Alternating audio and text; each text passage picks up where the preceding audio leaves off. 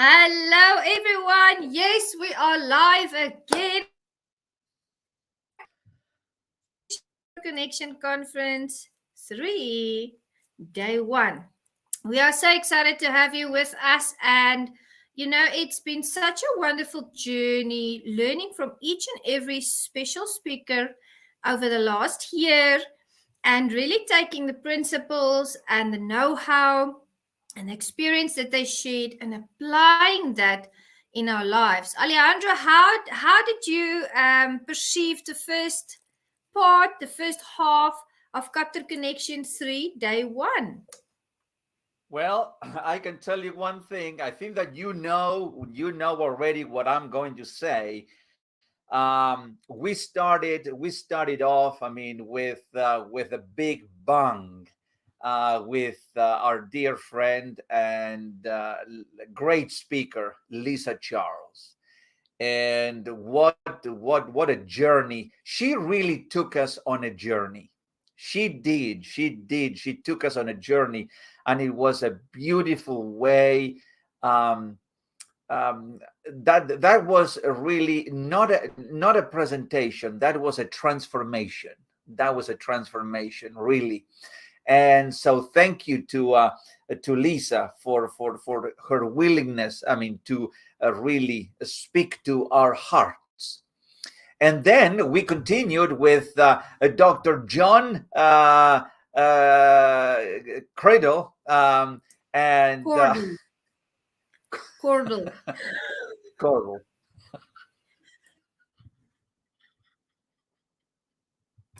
It probably sounds weird with my accent in the mix as well, right? So, Oh, yes. But Dr. John Cordle, yeah, he fabulous. he talked about a subject that I don't think that in all the conferences, in conference number 1 and number 2, Yeah. we did not have a speaker who expounded on the subject of sleep and the benefits and the importance of sleep as accurate and as precise as Dr. John did. That's it. Yeah, he's absolutely amazing. Oh, he's an incredible and I'm just telling all of you, if you need advice, if you need perhaps mentoring, if you need coaching in the area of sleep, in the area of sleep, the sleep degradation or sleep deprivation, I tell you, don't go to anybody. Just go to LinkedIn and find Dr. John Cordle, and he will. He will tell you all about it because he's an expert. He's very knowledgeable about that. He writes a lots of articles. He has read a lot of articles on the benefits of good sleep and rest, and the adverse consequences of you not sleeping and not remember that your body, you are not a robot, you're not a machine that can perpetually continue on and on and on. No, we have been created with the ability to work hard, but also we need to recover by sleeping and resting. And so John did a fantastic job in his presentations. And then we ended with none other than Ondra Nemcik, our professional traveler, our professional traveling nomad. And he's currently in Malaysia. And he talks about social anxiety, and how he was able to conquer social anxiety. And he gave us 3 very powerful examples of his own life on what it took him to do it, and the way that he started. And he had to fight everything in himself. Because when you want to do something that you are fearful about, you have to be determined, because that fear is going to keep cropping up and preventing you from doing what you want to do. And but if you want to see success, you have to do it in spite of the fear that you have. And so Ondra gave us a great presentation on that. I loved it. I loved every angle that the speakers brought to the platform. All the themes that they chose, and they chose their own themes, which I love, because it's things and themes and topics and information that they are passionate about. And that's a good thing, because we learn from their stories. Lisa, absolutely, you and I did the opening. Guys, if you missed the first part, go and watch it later and make contact with our panelists, our speakers. Valuable information shared. Now, Alejandro and I will be conducting this session until 3 p.m. Eastern Standard Time. And before, we got on here live, Alejandro and I were discussing what we are going to talk about now. And I said, I want to talk about pain. So I'm going to talk a little bit about our relationship with pain. And I want us to elaborate a bit on the subject, because I've heard, and I mean, of course, we all have our own opinions. We all have our own way of experiencing life, of dealing with information. Through all the years that I ministered, I always told people, eat the fish and spit out the bones. But when we talk about our relationship with pain, I've heard people say before that pain is your friend. In my life, I've seen too many people live in pain. I've stood, beside so many sick beds in hospital and praying for people as they breathed out their last breath, and counseled family and counseled so many people with different struggles in life, that I can't say that pain is my friend. But what I can say about pain is that pain is the best teacher. That's not only in a physical sense, like when you go to the dojo and you learn a certain move and you forget to do, a block before you do a strike. That can be that, yes. It can be a physical pain. It can be an emotional pain. It can be a mental wound that someone is dealing with, that's causing them pain. But pain to me is the greatest teacher. And through all the years, all the people that I've worked with, we really learn lessons from situations and circumstances, from scenarios where we are in a place where maybe we've been wronged, maybe we've been hurt, maybe we've been, surprised by the actions of certain people. That can be in your personal life, that can be in your business life. But I don't consider pain my friend. I never invite it in. I never underthink a situation. Believe it or not, there's something like underthinking, just like there's something as overthinking. So I don't put myself in a position where I can let pain in, but it is a part of life. You are going to go to the dojo and you can be the best sparring partner in the world, and you can have done it for a lot of years, 20 plus years. You are going to get punched, and you learn from that, and next time you do it better. You can be fluent in business. You can have all the know-how that's available out there. You can have all the accreditations, but you will now and again go over a speed bump, or make a wrong decision, or take the wrong risk. And that also can bring pain into your life. But what is your relationship with pain?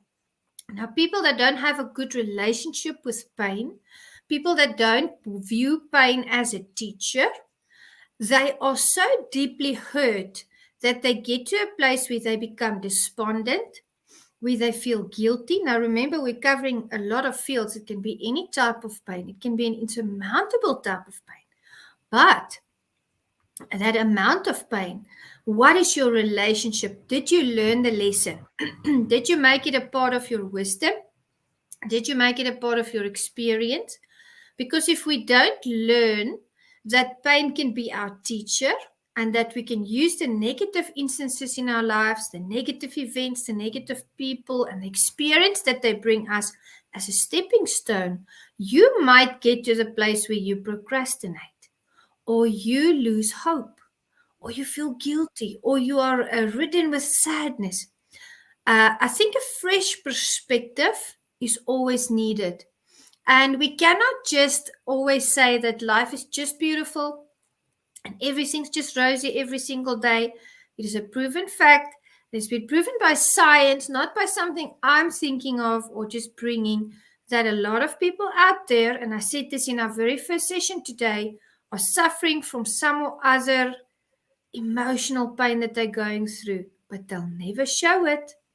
Some or other disappointment, but they don't want to talk about it because they think it's a weakness.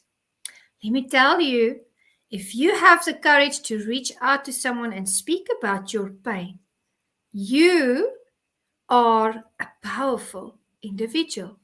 If you have the courage to take off that mask and speak about what's bothering you, maybe make it known to someone that you trust, you are going to overcome that. A lot of people that I've worked with, and I specialize as a spiritual counselor in trauma and addiction, a lot of people that I've counseled have so much anger towards the world, so much anger towards the people that wronged them. And anger, to me, the root cause is pain. It's pain that hasn't been dealt with. So, Alejandro, in response to, what we've heard this morning, afternoon, and the topic of pain, what would you like to add about what is your relationship, for instance, personally, with the topic of pain? How do you deal with it and how do you view it? Well, this topic is very, very important, especially that we had the pandemic not long ago, and a lot of people, especially young people, they were very much affected because when we deal with pain is something that very, very young people, they do suffer from pain, because of perhaps they are living in an abusive home. Perhaps, they are being bullied in school or in their social environment. But when you are very young, you don't have the maturity and the capability, the emotional, the mental, perhaps even the physical or the spiritual ability to deal with it. And if you don't know how to deal with pain, the one thing that pretty much everybody does across the board is what? Ignore it, or do not communicate it, do not share it with others. And I'm not an advocate of sharing pain with anybody. The first person that you see, wow, you're going to share it. No, that's a big mistake. But if you want to share pain, or if you want to share an experience, find someone whom you can trust, a trustworthy person, a very close friend, a very close relative, family member, whatever. But someone whom they earned your trust, and you can share it. Because if you try to repress it, we have been created emotional beings. And if you see what happens, let me just illustrate that. What happens, I mean, in nature, when you have a mountain, and that mountain is a volcano. Okay, it's an active volcano. What do you see? What's the difference between a mountain, a regular mountain, and a mountain where there is a volcano active on it? Is the fact that the one in the volcano, the top has been blown off. Why it has been blown off? Because of all the pressure that volcano accumulated, and then all those gases, all that pressure, all that lava, all that fire has to escape from somewhere, and it just escapes from the top. Whereas a regular mountain, you don't see the top being blown off. Okay, now compare that with you and me, or Jay, or anybody. You begin to push those emotions, push that pain down, because you just don't want to deal with it. You don't you feel embarrassed by sharing it. You feel not very comfortable by sharing it, so you just keep pushing it. You are creating a human volcano, my friend.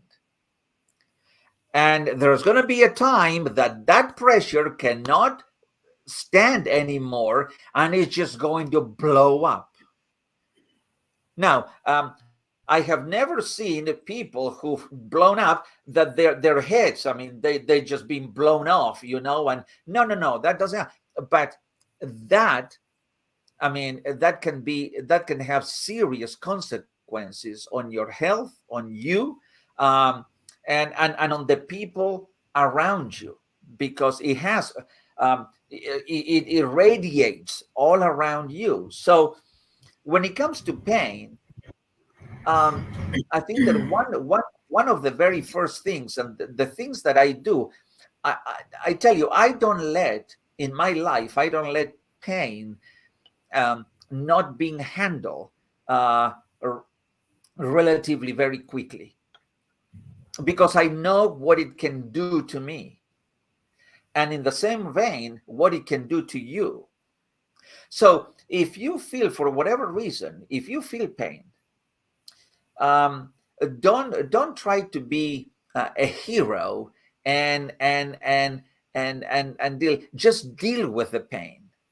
Deal in whatever way. I mean, if you have to go maybe to a counselor, if you have to go to a professional, I mean, to help you, don't delay it. I mean, just deal with it, because and I love what you said, Jay, that pain may not be our best friend, but it can certainly be our greatest teacher.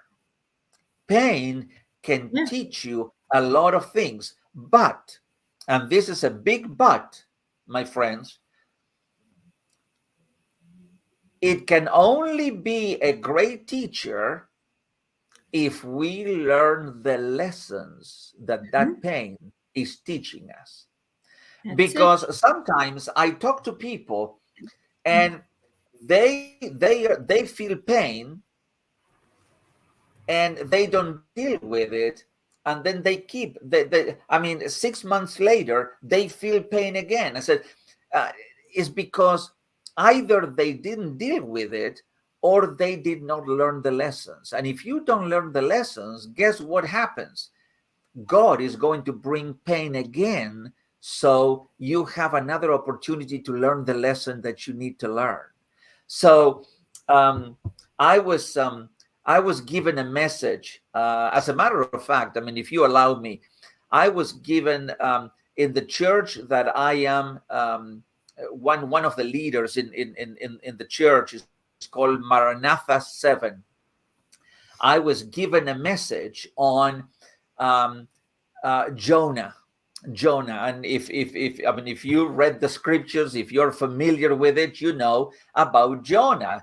and God told him to do something, and Jonah all the time he says, no, God told me to go to Nineveh. No, I'm going to go to Tarsus. I'm going to go the opposite way. Go and do this. No, I'm going to do something else. Go. And guess what? God brought some pain into Jonah. Why? Because God wanted to give him a second opportunity. God is a God of second opportunities. Now, if you have pain and you did not learn from that pain the first time, most likely you are going to experience pain again as a second opportunity to learn the lessons that you need to learn. So learn them, because you may have a second opportunity, but you may not have a third opportunity.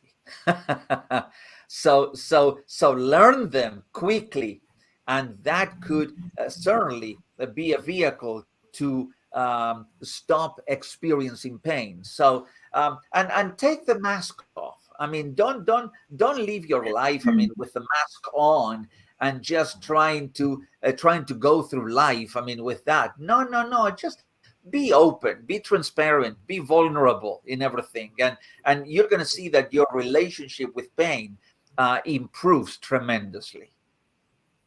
Yeah.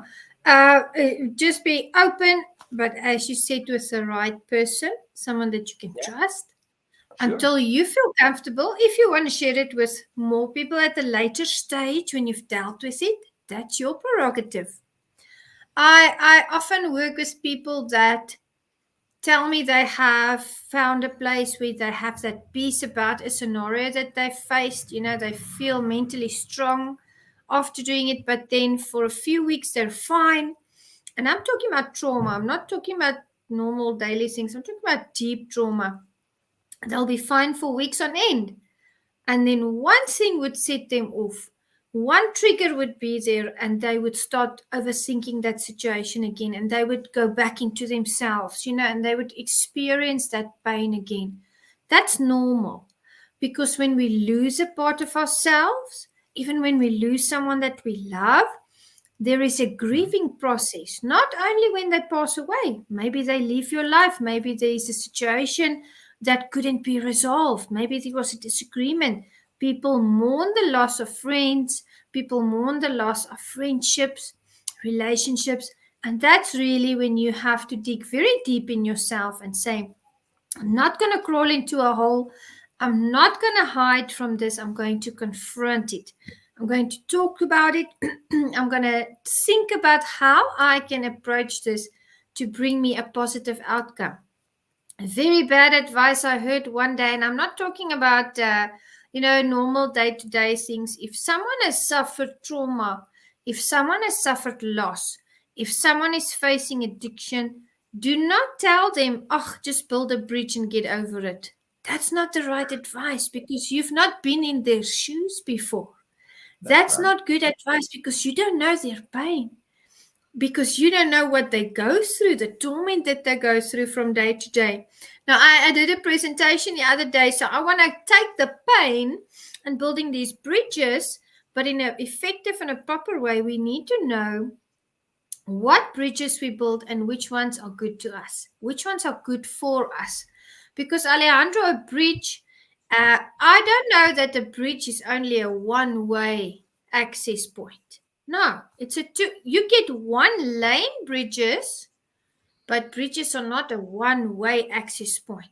So when we form these relationships, whether it be personal, whether it be business, relational, when we form these bridges, we need to be very sure that it's a two-way access point, that we give and we take, and that we converse, and that we assist, and that we are in a good space where we can network successfully, where our collaborations can be fruitful, and where everybody, both parties or other parties involved, feel like they have a voice, like they are being heard, like they are being acknowledged, because there's nothing like love and acceptance that speaks to the heart of people. Now, think about those bridges that you've been on in your life, in business relationships or formations that you've made with corporations, or collaborations that you've made the ties with. Sometimes bridges look amazing,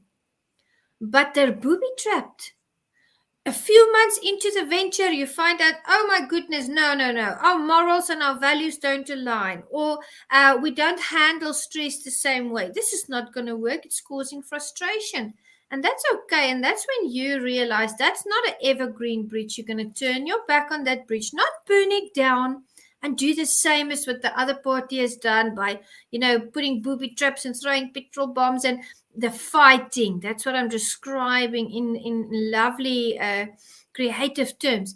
But turning your back on that bridge and saying, you know what, this is not an evergreen bridge, and always sending love and peace to all, but moving on, not staying in the past and pondering on that bridge too long, but venturing into places where you can build evergreen bridges. Now, what do we do when we build relationship? You have to put your time and your energy into it. You have to be transparent about yourself. You have to give of yourself, your time, your expertise, to really get to a place where you can say, my goodness, this is a beautiful evergreen bridge. This is a bridge that I'm going to know these people for a very long time in my life, even maybe forever. And we have this wonderful two-way communication. And that's what I want to talk about, is the communication. Do we communicate when we have pain? Do we not go onto social media for 5 days and let everybody worry about us? Because I've had people do that before, because they can't communicate. It's more about communication. It's communicating effectively, and then after communicating effectively, connecting. But are we reaching that point with our pain, with what we need to share with the world or with someone trustworthy so that we can grow? Or are we doing the work and putting that effort into the communication to build these beautiful bridges? Because let me tell you, if you communicate effectively, and if you connect, my goodness, there's no telling what you can accomplish if you are adamant about doing that on a daily basis. I love WhatsApp. I love Messenger. I love LinkedIn chat. I'm on all the platforms, Instagram, but a text doesn't always say, we don't always perceive what's being said on the text the way the person intends for it to be read. So that's why I love using voice notes. But even more than that, I love connecting with people, whether it's online or whether it's during my travels across the globe, because we have to communicate. So if you're out there and you have pain that you are holding on to, work on it. Find someone trustworthy, speak to them. Remember, you've learned a lesson. Pain is your best teacher in all areas of life. And if you're out there and you're an entrepreneur and you want to network and build your business, start building bridges. And remember, bridges are not one-way access points. It's a two-way access point. It might be a one lane. Maybe the way that you give and receive will be in one manner, but a bridge is always a two-way access point. Start networking and communicating and work on your communication skills. You can have been in a field of public speaking for many years. You can have been a minister for many years. You could have been in a communication role, but there's always something new that you can learn. I learn new things daily. I learn new things from every single person that I meet, on which front they are, on which field of expertise they are. It's all intertwined at the end of the day. Take those principles that you learn and apply them in different areas of your life. I use martial arts principles in my business because I know how to adapt them, to take the essence of the principle and then to apply them. And I can only do that with effective communication and connecting. Well, You said so many things, and so many things. I mean, to unpack in that. But I love the concept of building bridges.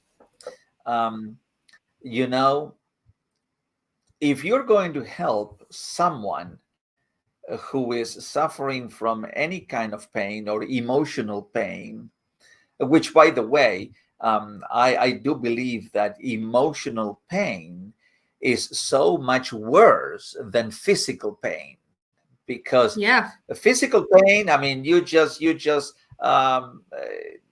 yourself against something, or whatever it is, or you get punched, or whatever, and that physical pain, it hurts. Yes, I mean, let's not underestimate the fact that it does hurt, but that pain goes away relatively quickly. Okay, you can put ice, you can put whatever, if there is a swollen a part of your body, and so you can deal with it. Okay, however, when it comes to emotional pain, that is a different story, because emotional pain, when it is inflicted, um, it doesn't go away that quickly.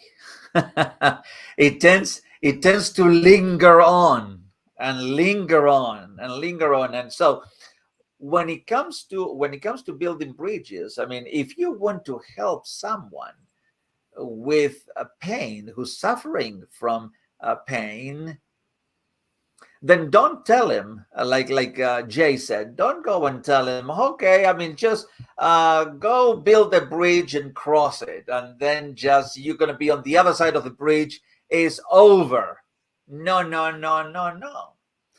Come alongside that person, and instead of telling, go and build the bridge, help them to build the bridge together. I mean, together. Let's say, hey, let's go and build this bridge, and let's just cross it over. I'm not going to let you build it on your own. No, I'm going to come alongside you. I'm going to lift my sleeves, and then get in the dirt with you, and we are going to work this thing out. We are going to build the bridge. I mean, that is something that we can definitely help people. And then you touch on communication. Yes, I think that in any area of life, and especially in painful situations, emotional pain, communication and connection is very critical. And sometimes it doesn't have to be verbal communication. It just can be being present with the person, uh, providing providing um, uh, your presence in that particular moment, even if you don't say a word. It happened to me just recently. Um, I was talking to someone, and it was a delicate conversation, and that person um, began to cry. And what did I do? I didn't keep on talking and say, well, I mean, don't cry. I mean, it's just going to be fine and so forth. No, no, no, no. Just shut up and just stop talking, and letting the person express their feelings. If they want to cry, if they want to do, I mean, just be there for them, and you don't have to say anything. And that person is going to feel supported by you. That's another way to support someone who Yeah. is in pain, just being present with them. But then, as I always love to do, my dear Jay, I love to throw a curveball in Oh, here. here it comes. Yes, yes, yes. Because, we talk about pain, And we're going to say, well, pain is not our friend, is our best teacher, and so forth. But listen, there is one instance that pain is your friend, and pain is required. Tell me more. Have you ever heard the statement, no pain, no gain? Okay, no pain, no gain. If you want to do something, if you want to accomplish, if you want to go to the gym and work out and see a difference or a transformation in your body, my friends, let me tell you one thing. And Jay can tell you even more, because I mean, she is a martial artist, a professional par excellence martial artist. And if you want to do that, you have to go through pain. It's impossible. I mean, to do anything, whether in martial arts, in the gym, if you want to compete for Mr. Universe or whatever, do you think that those people did not suffer pain? I mean, with the muscles and the body that they have? I mean, no, they went through pain, because otherwise there's no gain. So I think that in that sense, pain is required. You have to go through pain before you get into success. Pain is the door that opens to the thing that you want to achieve and reach. So what can you share about the no pain, no gain methodology, my dear Jay? Yeah, in a martial arts, yes, absolutely. Pain is your best teacher. I don't like the fact, but it comes with the territory, that when we train very hard, you are very sore for a few days on end. It's good for your body. It builds your stamina. It builds your muscle, of course, and your know-how. I remember I once kicked my opponent, Morgan. Shout out to Morgan. I kicked him during a sparring match, and my ankle, he blocked with his elbow, and my ankle actually connected with his elbow. And I had a tennis ball, Alejandro, on my ankle for months. And it looked like I was wearing a blue-green sock, because as it was starting to heal, my whole foot was blue. And I actually, recently in March, I went to chiropractor because it was still out of place after months. So no pain, no gain, absolutely, when you exercise. That is a good point. That is true. You still don't like it. I don't know anyone that likes to have that pain after a good workout or after, a good training session. But it comes with territory. It's part of the experience. Yeah. Hey, Jay, do you know, I mean, something just came into my mind, and it's something that the great Muhammad Ali, the great boxer, used to say. He says, I hate those morning runs. I hate them. I hate those morning runs. But I love being the champion of the world. Oh, yes, absolutely. That's the truth. And it comes with the territory. And you spoke a little bit, you touched a little bit on the Bible. You spoke about Jonah. And, with if we talk about anointing and pain, when people go through painful experiences, really, when something inside of them breaks, remember, it's not easy experience. It's not something that they enjoy. But when something breaks inside of someone, there is an anointing that flows from them. There is an energy that is released that is almost sacred. It's almost as if it puts them on another level. And that really provides that doorway, as you said, for them to go and do something brilliant. It's not pleasant. It's not something that you invite in, like you would invite a friend into your home or someone into your personal space, but it's necessary for the greatness to come to the fore. So I still believe that, we don't befriend pain, we don't invite pain, but when we are confronted with it, we deal with it. And we use what we discover within ourselves, because it starts with us. We use what we discover in ourselves for the greater good. And remember, I said earlier today, nothing that we go through is only about us. It's always about what we learn so that we can better the lives of other people. There's so many examples out there, Alejandro. I mean, let's look, for instance, let's talk about a worldly topic. Think of, because my son is 11 now, Joshua, and he loves Marvel movies. What He does loves what kind of movies? Marvel, Marvel and DC? Okay. That's right. The Yeah. heroes, yeah. Uh-huh. Because he's a martial artist as well, he loves watching the fight choreography and the fight scene. So, what does every single Marvel hero go through before they become that hero? Yeah. What happened to Arrow? He got lost on a boat, landed on an island, lost his dad. He became Arrow. He's a vigilante. He saves people. What happened to Matt Murdock from Daredevil? He was in an accident. He lost his sight. Later, he lost his father. He became someone who did good in the world.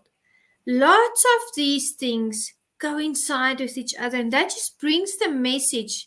And I mean, we've talked Bible, we've talked spiritual counseling now we're on Marvel, just to show that everything is intertwined.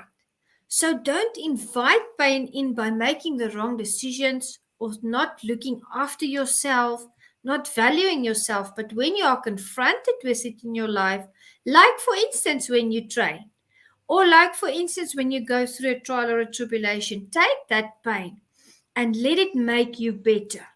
Let it teach you all that you can be. Let it show you your capabilities, because we all have things inside ourselves. I think sometimes we underestimate the power that's really within us to transform the world and to create our own realities. Sometimes it takes a little bit of a nudge to get us to the place where we are actually doing what we are supposed to be doing in this world. Am I right? Yes, and you were talking about the Marvel characters, and Yes. but what about? I mean, I don't know. I mean, if you ever read a book by Joseph Campbell, and Mm-mm. Joseph Campbell, I mean, he talks about the hero's journey, the Yeah. hero's journey. And so, Yeah. what is when you look in history, or when you look into the movies, or what is that hero's journey? I mean, the hero, it doesn't start by having success and everything is hunky dory and yeah, we are hoo. No, no, no, no. The hero starts by moving along, and something drastic happens. Okay, So, he gets knocked down, but really bad. But that's not the end of the hero's journey. The hero keeps on going, and in the end, the hero is triumphant.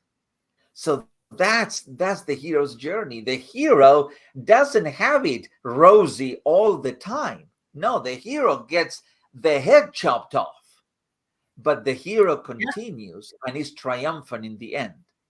That's Yeah. that's so the hero has to go through pain before he gets into triumph.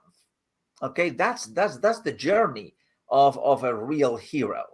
And so, yes, in all these examples, I mean, we've seen that pain is uh, is not welcome, but when it comes, as Jay said, we have to deal with it. We cannot sweep it under the carpet. We cannot ignore it. We cannot pass it on to somebody else. I says, well, if I get pain, we cannot come and say, hey, Jay, I'm going to give you my pain, so you handle it, so I am pain free. No, you cannot do that. No, we have to deal with our own pain. No. And we need to help others to deal with their pain if they ask us to go and help them. Yes. Yeah, I was listening to what you were saying, and here at the office, my fellow colleague has a huge Rottweiler, and as you were talking, he just burst through the door. So that's why I was smiling that way, because I was thinking if he's going to jump on me now. So, I agree with you. I actually want to tell the audience this is really good content. Listen very closely. The universe is designed in a certain manner, in a certain fashion. Try to see the note in there that shows you what's most likely to happen when you go through something and you have the courage to confront it. You are most likely to succeed if you believe in yourself. I believe in God. I believe He has the best in store for you. I believe He knows every hair that's on your head, and I believe that He's in control of your journey. I said it earlier today. I said we don't control the waves, we ride them. But also verse yourself in how these things work. Read up on these topics. Look into energy. Look into science. Learn more about God. Go and search for that information and equip yourself. It's available for everyone out there. You have the same starting point as anyone else. You are going to decide if you're victorious or not. So wonderful, wonderful discussion. I see our amazing speaker here in the room with us, Dustin. Let me know by putting on your camera if I can bring you into the room. I know we're 5 minutes early, but if you are ready, let me know. And yes, okay, Dustin says, yes, it sounds good. Now, let me give you a little bit of background on Dustin. He's amazing. He is amazing. I think it's Dustin Dale. Is that correct? It's Dustin Dale. Now, Dustin, I'm going to read you his bio, but he's a keynote speaker. He's an author and he's doing amazing things out there. And I met him last year around the same time that I met Captain John Cordle on LinkedIn. And he was a guest on Meticulous Moments. And since then, we have been talking and, just following him as well, still on LinkedIn. Never knew that he's on Facebook as well. We only chatted on Messenger the other day. But he welcomed his little, is it a boy or a girl, Dustin? Let me add you to the stream. Is it a boy or a little girl? A little girl, 3 months old now. Oh, he welcomed his little baby into the world. Congratulations from KAPPTOR. We are so happy to hear that. And it's a blessing to have you on. How have you been? Doing well. Thank you. It's great to be here. Life's always beautiful and never can complain and always blessed. Each day we open our eyes. So today's going to be a fun day. Today's going to be a fun day, and that's why I love to connect with people like Dustin and Captain John Cordle and the people that's on the KAPPTOR team, because that positivity is empowering. And I want to read your bio before you start, Dustin. I have your PowerPoint loaded up, so I'm going to read your bio and then we'll get going. Dustin is a former senior corporate leader. He has pioneered servant leadership during his nearly decade, leading over 3,500 employees and 500 plus senior leaders, while serving in various high complex leadership roles, while changing the landscape for developing employee engagement and customer satisfaction. But none of that matters. 2021 brought the news that Dustin was dying, and everything changed. Since that year, he has now redefined his life, his message, and has impacted over 9 million people around the world with his vision and mindset. He's become a 3 times published author and leadership and mental toughness coach, and now serves clients as an exclusive leadership coach when he's not traveling and speaking. Dustin is here today to share just how powerful life can be when we decide to be the best version of ourselves. Over to you, Dustin, and welcome. Thank you. Thank you. You know, it's each time you hear it, you always think like, does that intro really ever matter? Right? Like it always goes through my head. And I tell you, John Maxwell said one of my favorite quotes: if you want to impress people, tell them a story about your accomplishments. You want to connect with them, tell them about your failures. That's it. So really, I've always wanted to rewrite that bio and list all my failures, but then I wouldn't get booked as a speaker because then people would be like, well, we want some success from you, not all failure. Well, I'm going to hand over to you. What you say is true. I've got your PowerPoint here, and let me know. Are you ready to proceed? Yes. There we go. Yeah, we're ready. Awesome. So this series actually came from a Mind Shift series, and it's quickly becoming one of my most popular talks. Organizations are seeking and looking, and really for a couple reasons why. I love the point, and for everybody listening, I didn't ask you to do this, and I love that you picked up on it though. When you emphasize the word decide in the bio. And so I've come to realize that the difference between people who win in life and who lose in life, and yes, there are losers in the world, we're going to talk about that today, is that it's about the word decision. It's deciding. It's a mental factor. It's a mental shift to decide that either I show up in my best version or I don't show up in my best version. And so the thing that I've come to realize, having left a hospital after almost passing away, is that for 10 years I was showing up, but it wasn't in the best version of myself. I was very good at my job, but I wasn't the best at my job in terms of being personally happy and professionally happy. And so as I was laying in a hospital, I started to wonder how many of us do that every single day we wake up? How many of us have that mindset? How many of us think like that? How often do we show up to a situation, a conference, our work, or even for a friend who may be struggling, but yet we still don't give our best selves all the time?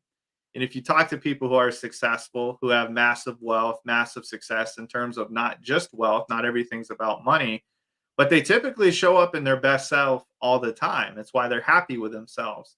And so that was really the driving force behind creating the Mind Shift series, Unlock the Best You. And specifically today, I want to focus in on leadership, which is something that I do talk a lot about. And it's how to navigate losing as a leader. One thing I've come to find over the last few years of being an executive coach and working with CEOs and working with really all levels of leaders, not just C-suite leaders or levels of leaders, is that we struggle with losing. Like, we do not like to be losers in this world, but unfortunately, we have to realize at some point in life and at some point in time, we're going to be on the losing end of a situation. Now, one thing that I also love, and I'm not sure who coined this, it's been talked about many times, but it's your character is defined by how well you lose, and what you display while losing will define your character. And so I've thought about that a lot, and I put together this presentation just to kind of focus on a couple key things that helps leaders, especially those who are kind of that mid-level sweet spot or going into the C-suite spot, that really has a great impact over the vision, the mission, and the display culture, displaying the culture of what the organization looks like. So we're going to dig into that a little bit today. And this is how to navigate losing as a leader. And so one of the things that we're going to talk about, let's see, does it move to the next? Oh, there we go. Is a hard question. And so the first thing we have to do is pose the hardest question to ourselves. And so all the time people ask, well, Dustin, what's the hard question? What's the hardest question we should pose to ourselves? And the answer is the question that you don't like to answer the most about yourself. See, this is very situational based. And in order to understand losing, and especially in losing situations as a leader, we have to pose that hard question to ourselves and ask, what is it that drives me to hate losing? What is it that drives me to act out of character when I lose?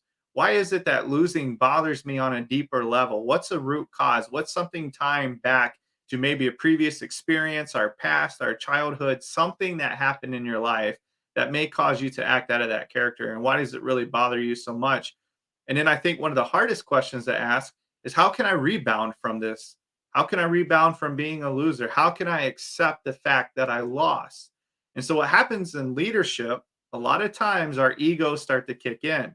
And I have this phrase that I love to share, and it's that don't or never let your ego become your ears. And especially in leadership with high level leaders and leaders who lead with egos, their ego becomes their ears, and that's all they ever hear is themselves telling themselves, I don't lose, I never lose, and X, Y, Z, and so forth and so on. And so what we have to realize and understand is that that trickles down into the organization more than we realize. In my my first book, I talk about knowing your leadership shadow. And every leader casts a shadow inside of an organization, meaning when you say something, when you do something, when you even inadvertently say or do something, maybe out of an unconscious bias or some form of thought, that automatically is cascaded around everybody, around every environment, around everything you touch and see as a leader. And so I used to jokingly train leaders. I would tell them, I said, pay attention to how often your employees watch you leave. Pay attention to where you park, how many of them watch you park, what car you drive, how long you stay gone for lunch. It's your shadow. And as a leader, you have a shadow. So when it comes to losing, and if a leader can't handle losing well or can't rebound or recover or redirect the team after taking a loss, or maybe a project didn't go so well, that shadow that they cast during that time is critical. It's important. They have to understand that the hard questions has to be asked to them first as the leader looking in the mirror before they can go forth and then set a good shadow for everybody around them. But going back to my point earlier, the hardest question has to be the questions we don't want to answer. It's the questions that we avoid the most. It's the questions that we really don't want to be honest with ourselves. And I can tell you that you may have a bad ego or you may have some bad characteristics or some bad inabilities. But at the end of the day, you have to look in the mirror and be able to be okay with telling yourself and asking those hard questions and understanding that you're trying to seek the truth as a leader so you can find the answer. And really, furthermore than a leader, as a person, as a human being. So asking the hardest questions of life, in life, about you, will help you begin to navigate losing as a leader. Because as those triggers start to happen, you can fluctuate and pivot the best way possible in which serves you. So that's where we start with step number one, is the hard question. And once we get that calmed down and figured out, then we can move on to the next section in our life, which is, am I who I want to be? I love this question. So a couple of weeks ago, I was doing a keynote, and this was kind of some real life data that shocked me a little bit. But as I started to think back, the results have kind of been the same. So when I was giving this keynote, I was looking at the crowd. It was a great crowd. They were fun. They were energetic. But I posed the question, if you were to describe the best version of yourself, if you were to write down or draw out, however it was to be creative, to create the best version of you, does that version match who you are right now? And the room was silent. And everybody looked awkwardly around. They looked at them like, I'm not answering that. You answer that. I don't want to answer that. You answer that. And what we realized and what we noticed as a group that day is that we may never become the best version of ourselves. We should strive after it. But when you think about perfection, perfection never has a finish line. That's why I say you shouldn't strive to be perfect. You should strive to progress. When you're progressive, you're continuously moving. When you think you hit perfection, then you hit complacency and you stop, because there really is no perfect in life. Believe me, I've searched, I've talked to people who are massively wealthy and massively broke. Both would consider perfection two different things, but both could define progression as moving forward. So when you think about yourself as a leader and you think about being in a losing environment or taking a loss that you really weren't happy with or weren't ready for, the question you have to answer yourself is, am I who I want to be? Meaning that when this situation happens, what is it about me that I really need to change? Am I really who I want to be when things are good? And am I really who I want to be when things are bad? And I tell you, life's good when you can pay bills. I use that example all the time. Everybody's happy when we have money in the bank account, when our emotions are high. Like, we know payday, right? Every 2 weeks we get the payday. We're happy. We're going out. We're buying things, or maybe going to dinner. But then a week later, we typically say, man, I can't wait till payday. I can't wait to get there till that next payday. and then we start over, and it's a cycle that repeats. Well, that's the same thing in terms of losing and being in a lost situation in leadership, is that during those times, am I who I want to be in terms of my character, in terms of my confidence, in terms of my emotional awareness, in terms of my emotional intelligence, in terms of influencing others around us? And again, Maxwell said it best: leadership's not an action, it's influence. The influence is and becomes the action in which other people get better. And so oftentimes when I work with leaders and I ask that question, am I who I want to be? I like to follow up and ask, if you were to paint the best version of yourself, does it look like you today? And what's the gaps? See, some of us may define those gaps as losing currently in our life right now. You know, maybe I wish I cussed a little less. Maybe I wish I could pay attention a little bit more. Maybe I wish I could listen more and respond with intentionality a little bit more. I wish I could save a little bit more money, or I wish I didn't have to live this or live that, and so on and so on. All of those components reflect back to, am I who I want to be? Because when you're born, you look like your parents. And when you die, you look like your habits. So when you die, do your habits reflect that you live the best version of yourself? And so we got to ask that question. Am I who I want to be today? Am I who I want to be tomorrow? And what is it that I need to change in these losing situations in life that actually progresses me for the better? Man, got to take a breath for a second, because this one is heavy. This one's a heavy thought. I heard this phrase a long time ago in my corporate career. And this was a director who was talking to me. I was a young, cocky leader, believed I could do no wrong, and was just excelling in life and excelling in business. And so this director pulled me aside. He said, "Dustin, I want to tell you something." And I'm over here like, "Yeah, what is it, sir? Like, I'm ready to go. I'm hungry. Give me more projects. Give me success." And he looked at me and he said, "Dustin, what you obsess is what you will possess." And I thought he was going to give me something else. I thought he was going to give me, business wisdom, leadership wisdom. I thought he was going to give me a project, a task. I thought he was going to give me a promotion because I was excelling so well.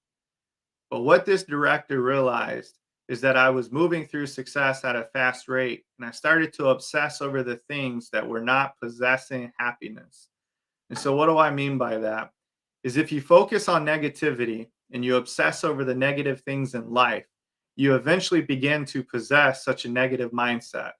And you eventually start to possess the title of Mr. and Mrs. Negative, right? We know those people in our lives. John Gordon talks about it all the time. They're the energy vampires. They suck the energy out of us. They take everything away from us. I took that idea and I've rephrased it a little bit to become energy zombies. What do you do when you see a zombie, or when you watch a movie and you see zombies? Everybody runs away from them. They don't get close to them. Half the time they want to kill them. Hopefully we don't do that. But when you think about energy zombies and how fast people want to run away, are you that zombie that people are running away from? Now, tying this into losing and navigating losing as a leadership, when your team takes a loss, or when you take a loss as a leader, what is it that you're obsessed of during that situation? Are you obsessing on the excuses? Well, if you obsess excuses, you will possess all the excuses in the world as to why you're not succeeding, as to why your team's not getting better, as to why this is this way and that is that way, and up and down and all around. So you have to be very careful, and you have to understand the things in which you start to obsess over, you will possess. And a little bit later on, I'm going to talk about perspective and share a story about perspective that I fell victim to. And so also part of this is when you obsess over being the victim in situations, you start to possess the mentality that I'm the victim in every situation. And when it comes to leadership, leaders who obsess over the wrong things possess the wrong leadership every single time. We see this in 2023. We see this with people leaving companies at high turnover rates. We see this in kids who are seeking medications and seeking counsel because they're just disappointed in life. They're not mentally happy anymore. And it's because we keep obsessing over the wrong things, or the things that influence us. And then we start possessing those qualities, those attributes, those behaviors, those things in which make up the bad obsessions. And so I tell people we spend the most time on earth in our heads. I don't know if you know that, but we spend the most time on earth in our heads. We talk to ourselves. We have conversations with ourselves. Some of us are guilty of answering ourselves, and that's okay. I often joke, being an entrepreneur of one, if I'm talking to myself, I'm having a staff meeting, so please don't interrupt, because then things get lost. But when you're working through these things, and when you're becoming the best version of yourself, all of those characteristics start to really play into what your obsession is in life. And so I would tell you, if you're going to spend the most time in your mind, make it a happy place. Make it a beautiful place. Make it a fun place. Just like the weather, rainy days happen. And just like in our minds, rainy days happen. But what's beautiful is that the sun can come in anytime and wash out. And the sun could come in and make things bright and grow flowers and give life to earth. Well, so does this exist in our minds. When we let the sunshine come in, then can we grow thoughts, grow creativity, grow infrastructures, grow ideas, grow concepts that the world's never heard of, that could fix and help and evolve things and evolve leadership and evolve these companies where they don't have to hire and hire and hire and hire because we're focused on the right things.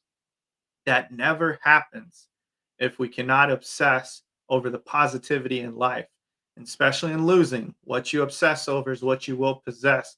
So if you obsess on the losing, you will eventually possess being the loser all the time. Best question, what do I need? And a lot of people hear this question and they think, sounds a little selfish, Dustin. What do I need? Like, why is it about I? Here's the fact, and here's the reality of the world we live in. There are things that we need first before we can help others. I often fly a lot. I travel all over. And the one thing that's always common that we all know, when you get on the plane and they do the demonstration, the first thing they say is fasten and secure your mask first before helping others. And I think that's such a powerful component that oftentimes we're ignoring the flight attendant or looking and reading, doing something else. And why is that? Why is it that they say fasten your mask first before helping others? It's because you can't help anybody when you're passed out on the airplane floor, or when you're trying to gas for air and somebody else is trying to. If you get yourself taken care of and secured first, then you can help somebody else. And in leadership, this is no different. This is not a new concept. This is a concept that's been around forever. And it's a concept called servant leadership, the ability to serve others. And so when you think about losing, when you think about in those situations that oftentimes that leader took a loss, as I've said, or the team takes a loss, that leader needs to stop and step back. And I need to say, what is it that I need? What is it that I need to get better? What is it that I need to improve? What is it that I need to realize and observe? And those are two very important and crucial words: observe and need and identify. Because if you can't identify what you need based on observations, then probably have a blind observation of what's going on around you, what's really taking place. And so oftentimes when I'm working with leaders who are struggling or employee culture is very low, I'll stop and I'll ask that leader, I said, before we get to the company and before we get to what's going on in the organization, what do you need to be better? What do you need to stop losing? And the problem is they don't have a good observation on themselves. See, they're so busy and they're so inundated with everything going on around them that they forget to pay attention to themselves. They're looking at the stock price. They're looking at mergers. They're looking at what Wall Street's doing. They're looking at the political system. They're looking at all these different external factors that they are forgetting about the internal resource as in themselves. And so when you find yourself losing in life, or when you find yourself, losing with the organization, maybe your clientele is going down, your foot traffic's not there, your market share is slipping away to the competitor. Maybe you're just not connecting or clicking with your teams, with your peers, with your boss. Step back and say, what is it that I need? Because something is not providing something to me to be successful. And those two somethings you have to figure out. So what is it that I need to be successful? And taking this a little bit outside of professional, I often say is that if your personal is in check, then your professional will more likely be in check too. I've met a lot of leaders who had good professionals, but bad personals. And eventually there was a tipping point. The line was crossed in which those two worlds couldn't exist anymore. You can turn yourself on and be great at work and really turn that energy switch on professionally. But if you get home and you're personally crashed, eventually that will bleed into your professional, and that's called burnout. That's what we see a lot in 2023. So many people are trying to give their best selves and be busy. And I'll tell you why I don't like the word busy in a minute. They're trying to be so idolizing the word busy and focus and move, move, move, move, move, that when they get home, they crash. So when you get home, what is it that you should be doing? Investing in yourself, investing in your personal attributes, investing in your knowledge. And so I tell people, turn the TV off and turn your mind on. What happens is the opposite. We get home, we want to turn our mind off and turn the TV on. You know, what books are you reading? Maybe you struggle at marketing. Maybe you struggle at SEO and website design. Maybe you struggle at understanding accounting, understanding finances. Maybe there's something that you're struggling with. And so if you don't ask that question, what do I need to stop losing? And especially in leadership, what is it that I need to stop losing as a leader? And when you get home, you don't work on those things, then you're not going to find the time to work on them professionally, because professional life gets so busy. So the key takeaway here is first start with yourself, just like on an airplane. Get your mask secure. Get oxygen going to your brain and not coffee. I know I offended probably a lot of people who like coffee, but that's okay. Separate story. But get the oxygen going to your brain. Become happy with life. Start to focus on the positive things and ask yourself, what is it do I need? And now we're going to transition into more of a leadership perspective. So we're going to switch our mindset to what do we need? And this is a big question when it comes to culture. This is a big question when it comes to organizational, to community, to structure, to design, to creative, to frameworks of being successful as a team, is what do we need? So typically when I work with an organization that may not be winning, that's kind of taking some losses, putting up some L's on the scoreboard, I'll bring them together after we identified what each one needs. And I'll say, hey, what do we need collectively as a team? What is keeping us from winning? And if it's leaders, I ask, what do we, meaning you guys in the room as leaders, what do we need to be successful as leaders? And it kind of boils down to a couple points. Communication. We hear communication all the time needs to be improved. Every employee engagement survey I've looked at, done, have studied, communication always is in the top 3. Always. It is yet to not be there. Why is communication so difficult? A couple quick factors, and that could be a whole conversation, but I want to give a couple quick key factors is why communication is tough. Typically, we can't follow the 3 C's of communication, which is clear, concise, and clarity. I'll say that again, clear, concise, and clarity.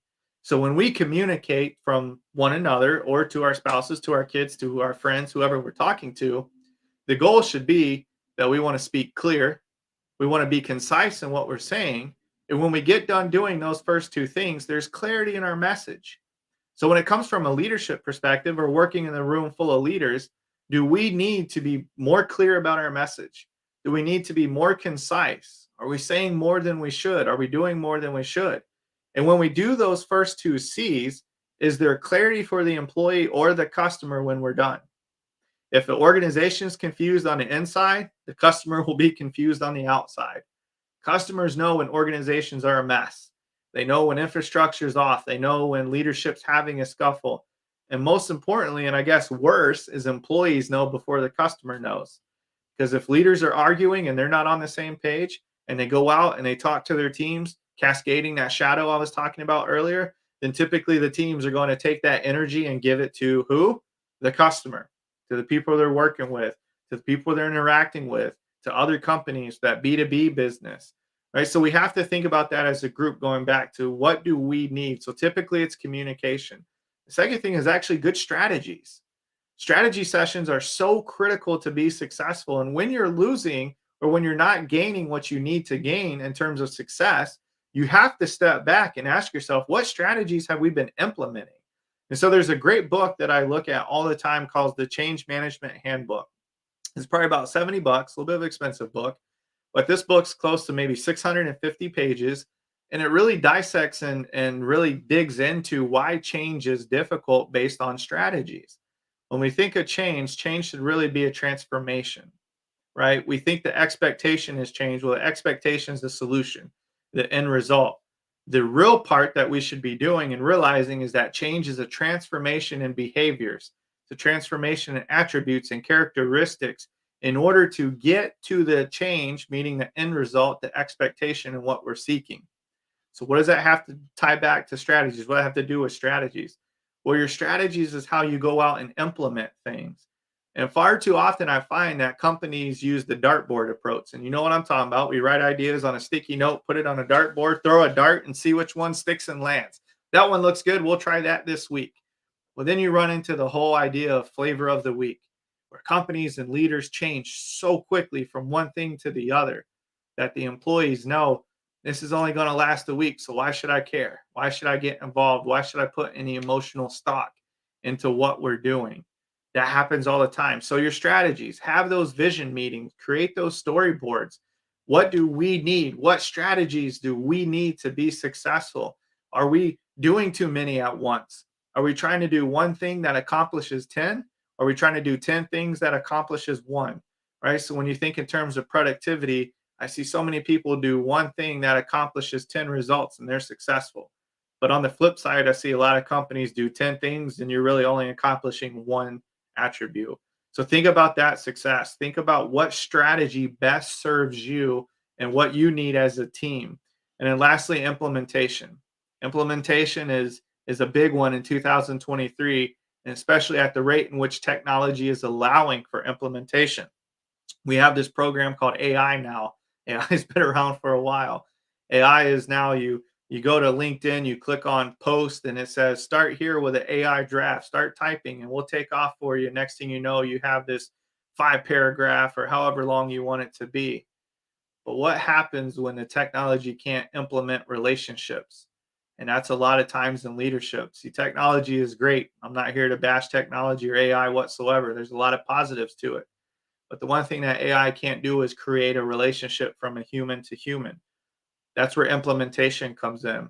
If I want you to change in a leadership environment, meaning I'm the leader and you're the employee in this environment, and I just give you all this paperwork, I give you all these, things written up, these manuscripts, all of this stuff.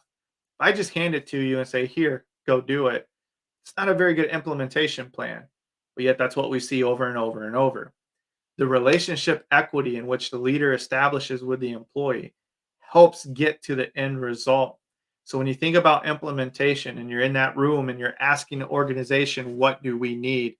Maybe our implementation needs to be better relationships. Maybe we need to look at our communication. Maybe we need to look at those strategies. And if we can get those two locked down and figure out what works best and what's successful to keep us moving forward and shifting us from losing, then therefore we can go forth and implement it. So very important question. That's why I wanted to take a little bit of time to spend on what do we need in order to be successful. Story about perspective. So I alluded to earlier, I have a story about perspective, and this has to do with losing, and this has to do with me looking like a fool. So again, I'm going to tell a story about looking like a fool so that way everybody can relate, because we've all looked like a fool in our life. And I will tell you that the small things in life are beautiful. And when you find yourself losing, you have to look for the small things in which can make your perspective correctly. So here's a napkin story. I'm a big component of a certain restaurant that's only open Monday through Saturday. And if you don't know the restaurant I'm talking about, go ask the cows and they'll tell you which restaurant I'm referring to. And so this restaurant that closes on Sundays, if you go through their drive-through, it's not just the service that makes them great, but it's the fact that they always give you napkins with every order. Now, I'm going to make an assumption and say every customer's gotten napkins with order. Probably shouldn't do that, but I myself have been visiting this restaurant for quite some time, and every time I've gotten napkins in my bag. And so with this, I've always come to assume that when I go through there, I'll get the napkins. Now, flip side, I've frequently visited other restaurants, unfortunately, fast food chains when I'm traveling through airports or through a town. And not all fast food chains give you napkins, not like this other restaurant. And so I've been through these other restaurants numerous times, only to be disappointed in the fact that there's no napkins. Here's where the story takes place. My family and I were planning a trip, and we loaded up the van. My son was probably about 2 at the time.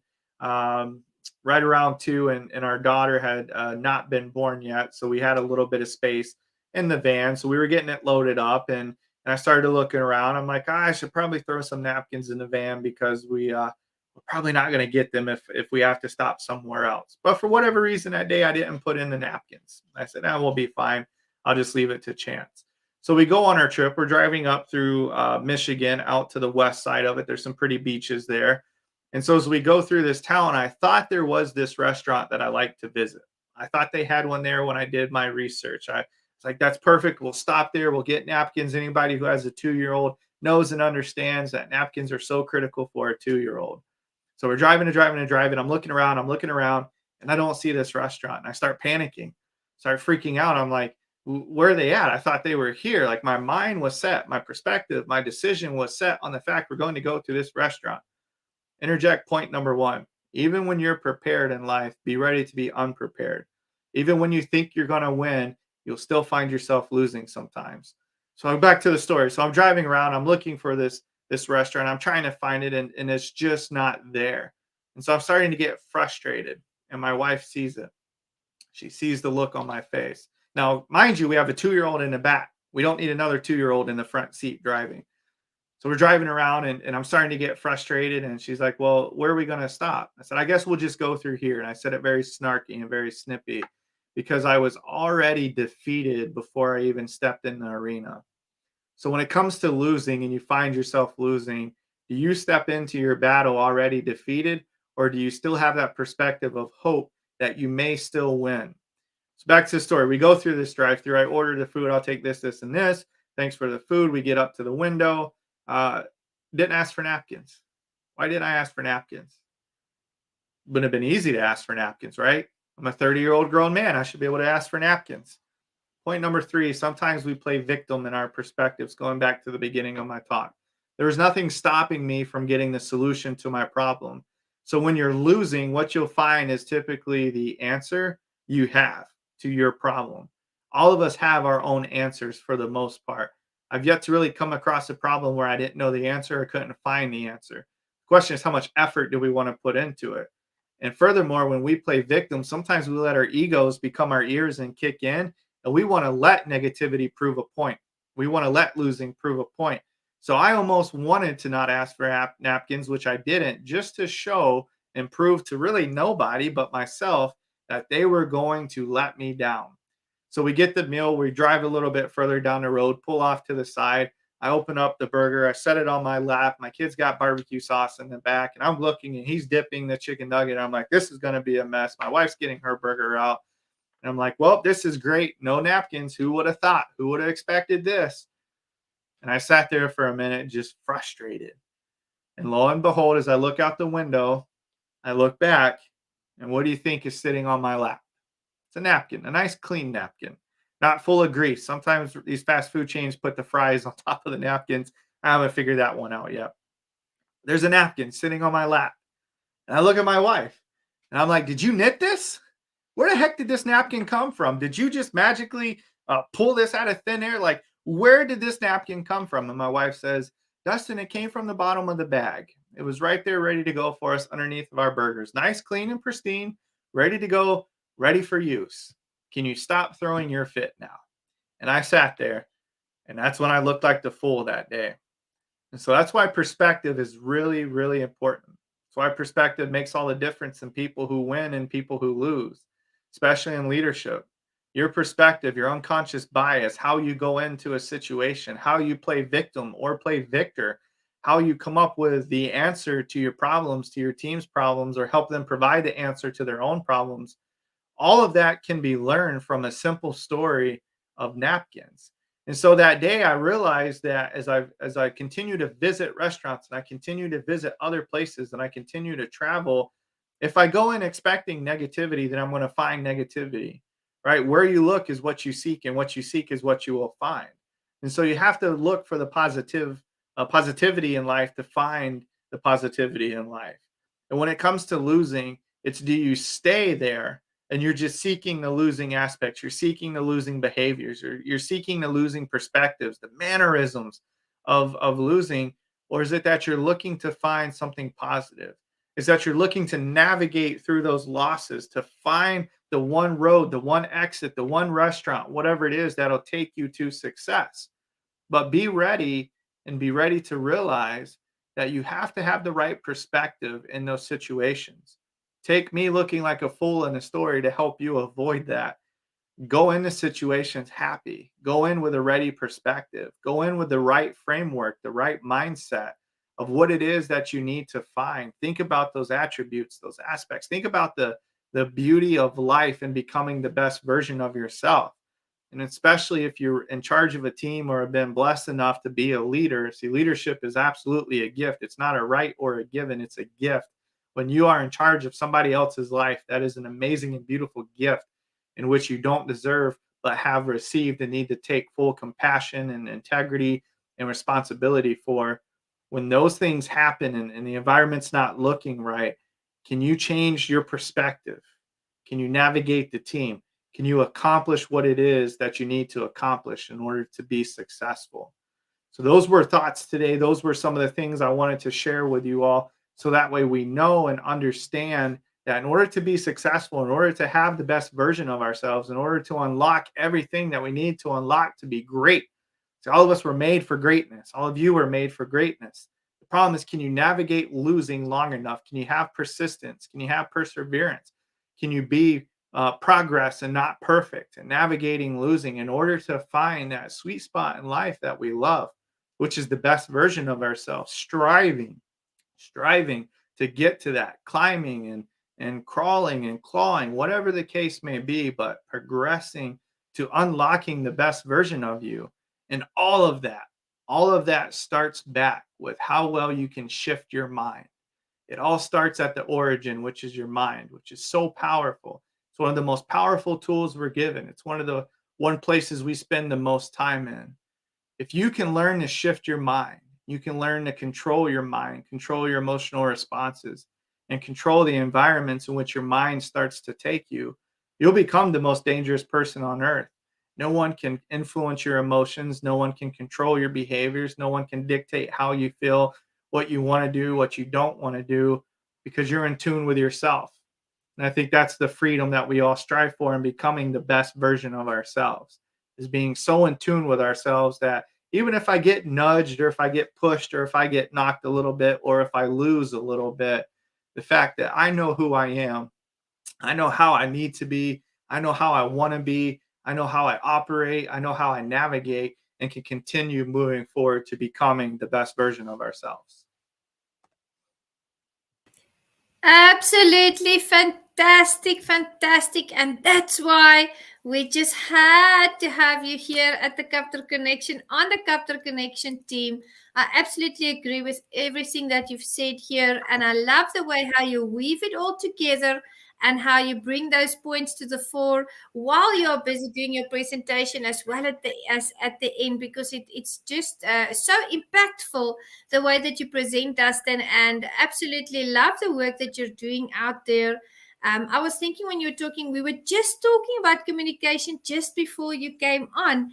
And I was mentioning that we have to move from communication to effective communication to that connection. And I absolutely love the fact that you added strategy in there. It made me think of key performance indicators.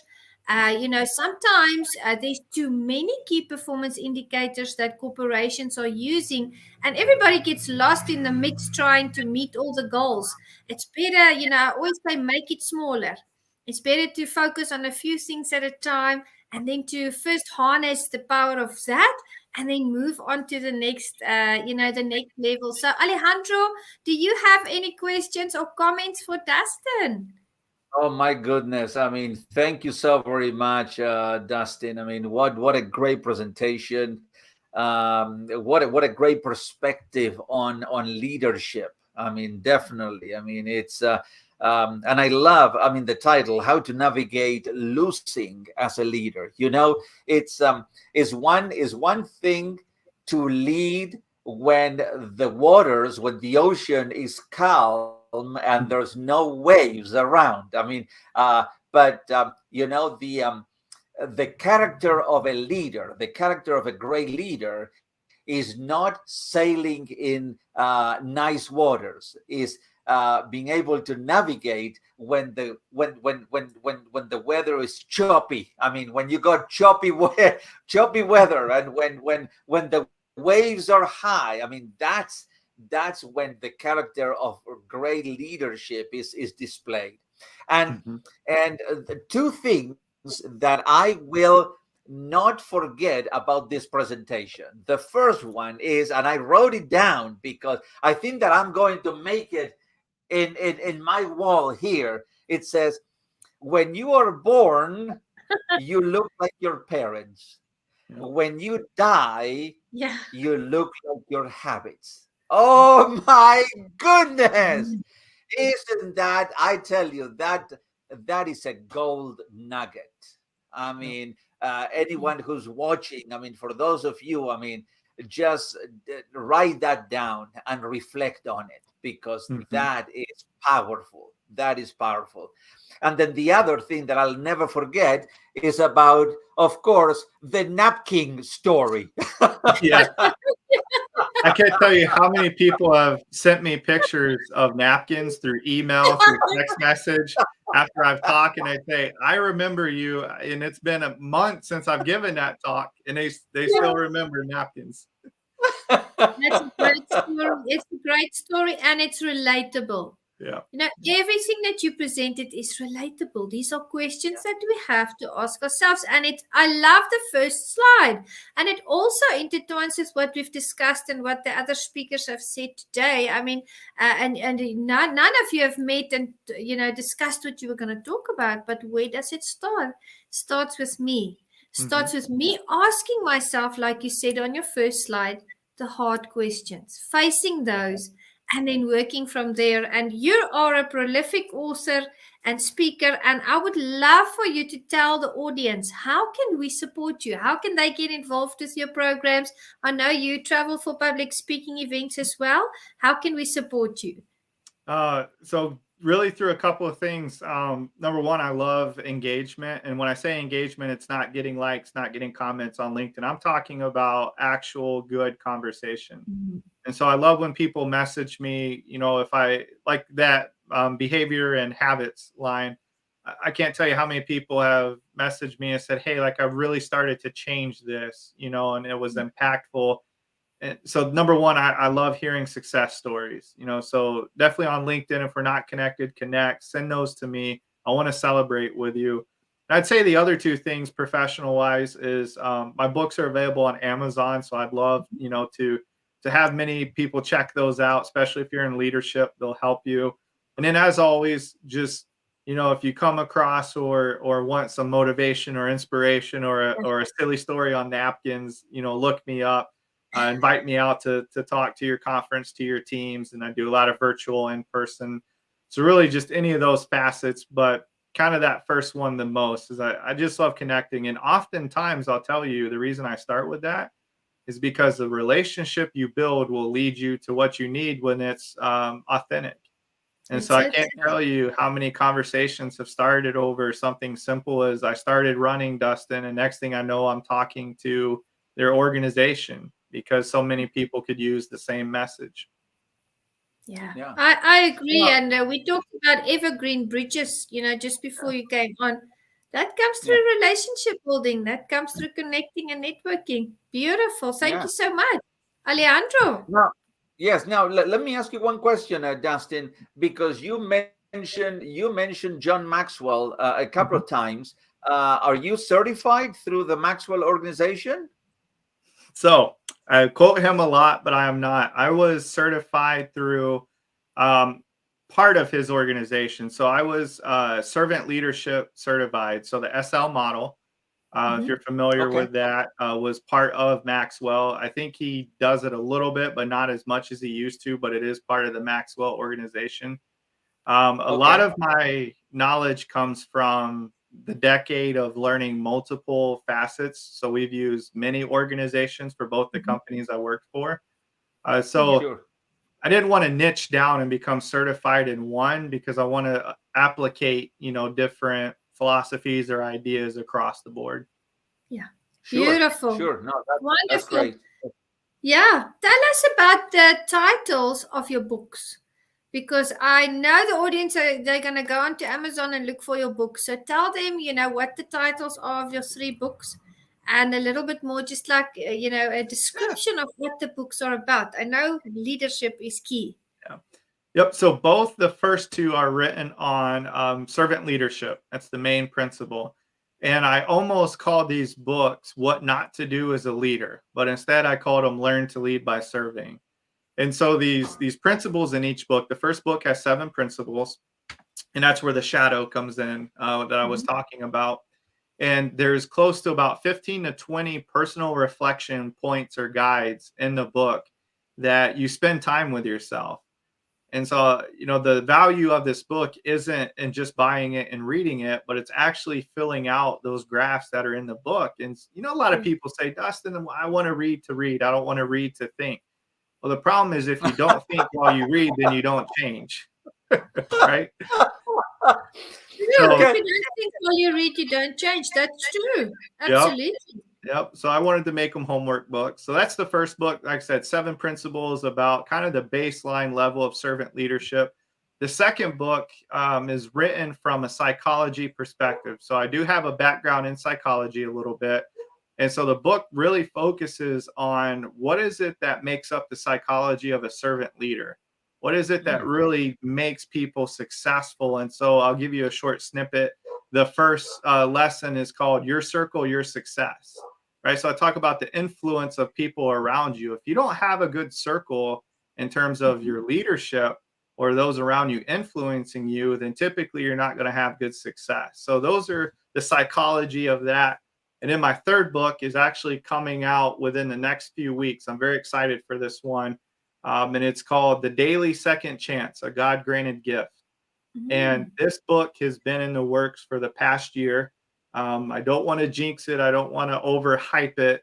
But from the pre-reads I've had, I've been told that this book is really another level of thinking in the world we need right now. And so it's an independent spiritual book.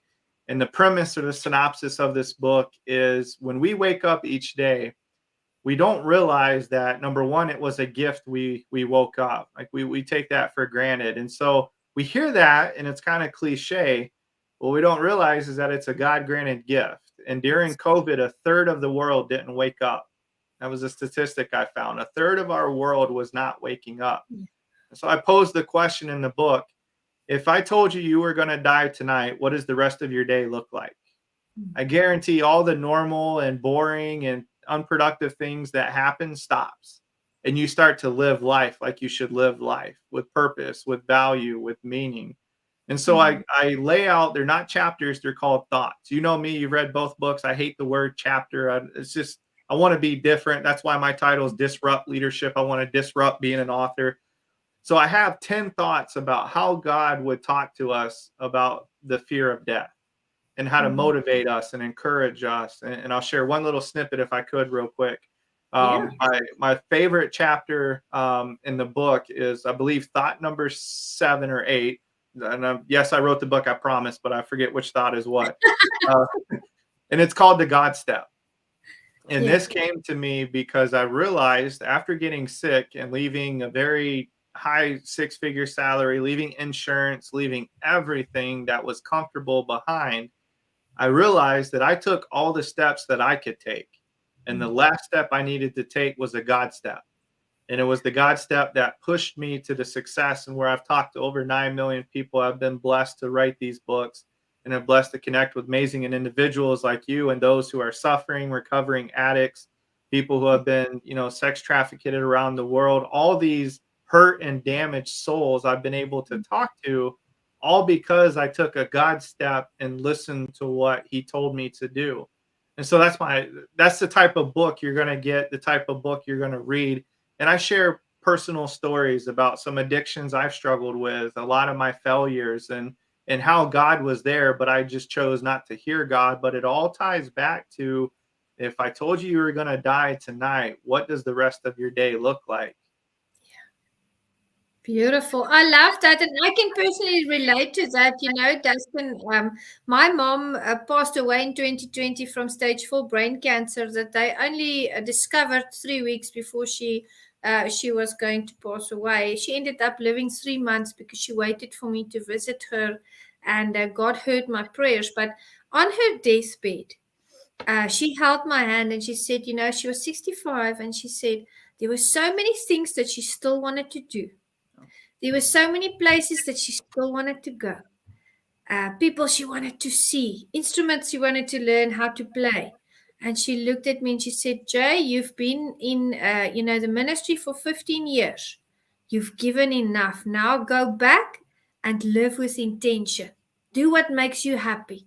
Do what you are passionate about, because you only have a short time here on earth. We don't know our time. And that changed me, Dustin. You know, I started meticulous and I went into full-time entrepreneurship, and it's just we need to value each and every single day.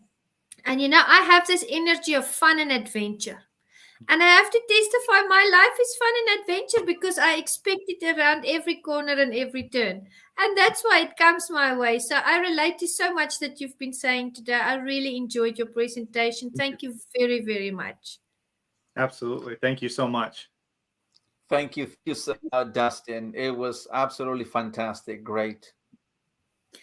Now, audience, please make sure to reach out to Dustin. Go to Amazon and also look at his books. Purchase your copies, read them, and follow him on LinkedIn. I believe that LinkedIn is his main platform. And connect with him and network. And you have only seen a little bit about what he can do. There is so much more. He's got so much depth in leadership and entrepreneurship, and we're proud to have you on the KAPPTOR team. So have a beautiful rest of your day, and thank you so much for your presentation. Absolutely. Be well. Bye. Thank you.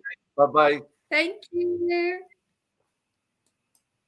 My goodness, Alejandro, how beautiful was that presentation and how relatable. I absolutely love it when, you know, you follow along with the slides and everything just becomes one big revelation. I absolutely thoroughly enjoyed that.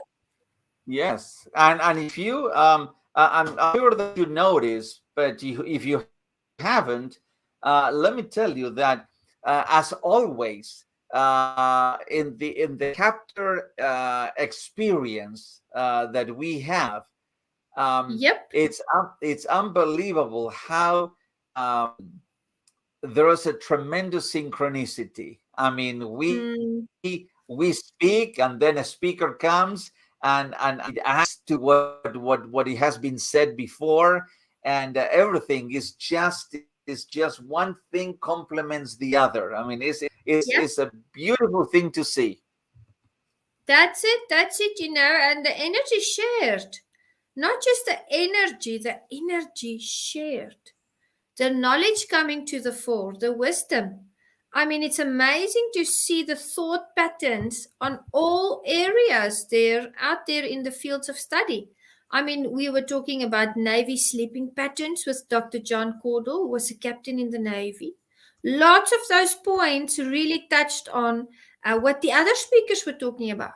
We were not just talking about one topic. All the topics kind of come together. They weave together to build this beautiful story. I love that. And you are right. It happens at every single KAPPTOR Connection Conference. And, you know, we are dealing with the cream of the crop. I want to thank all of the speakers for today. We have one more speaker coming on in a few minutes. And I want to thank all the speakers that we've had so far. For the importation into the audience today. It's very important that we broaden our horizons. It's important that we listen to new advice, that we not only walk away from these lives today, from this event today, and leave it in our notes. And it's important that we take those principles that we learned and that we apply them. Even if there's one thing that stood out, one thing that you were thinking about, that you were pondering on as you heard the speaker present, take it and do something with it. You know, there's a lot of people that have lists and lists and lists of dreams that they want to accomplish. And I had that also being mentioned in interviews that I'm going to post this week still. People have a lot of dreams, but sometimes they don't act on them. So look out for that. Make sure you're actively busy. Don't procrastinate, like I said earlier. Deal with that anger. Deal with that pain. Answer that question after asking yourself the hard questions. We don't want to often do introspection because I think sometimes we don't want to deal with the things that we are facing. We kind of want to sweep it under the rug, pretend like it's not there just for a little while to feel better. But if you deal with it, there's a whole new world that opens up to you. And if you're out there today and you are struggling with something, reach out, confront it, acknowledge it. There's a lot of people out there that will confirm that face that obstacle. So reach out. No man is an island. There's a reason why there is a saying like that. It's about our interconnectedness and our networking. And I have in the green room with us a wonderful, wonderful friend, Jose Escobar. He's early. You see, that's just like Jose. He's always on point. How are you, Jose? Welcome. Can you hear me okay? Hello. Wonderful. I can hear you now. Yeah. I love the suit. Looking good, my brother. You can't hear me? Alejandro, can you hear me? Yes, I can. Let me leave and try again because I can hear.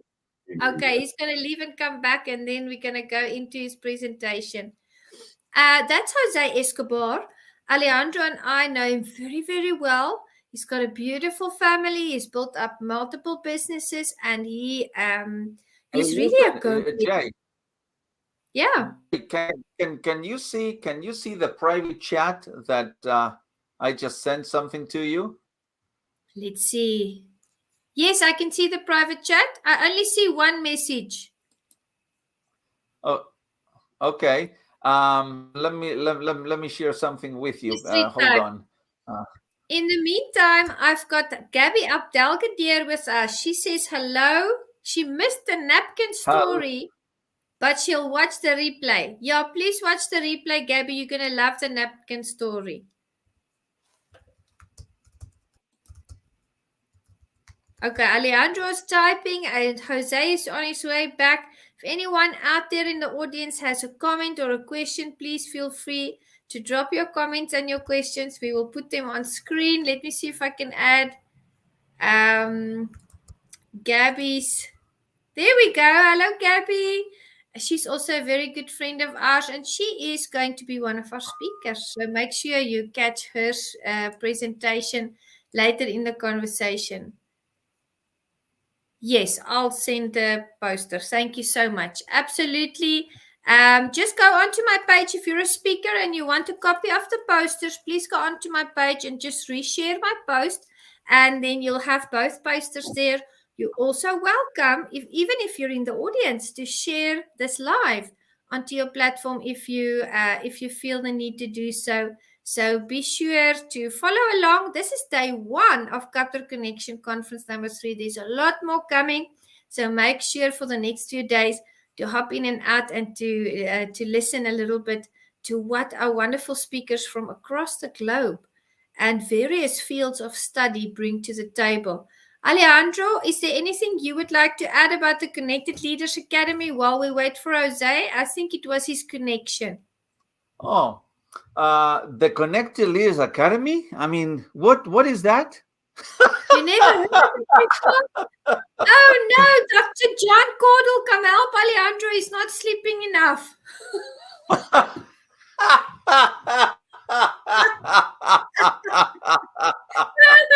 No more coffee. Right.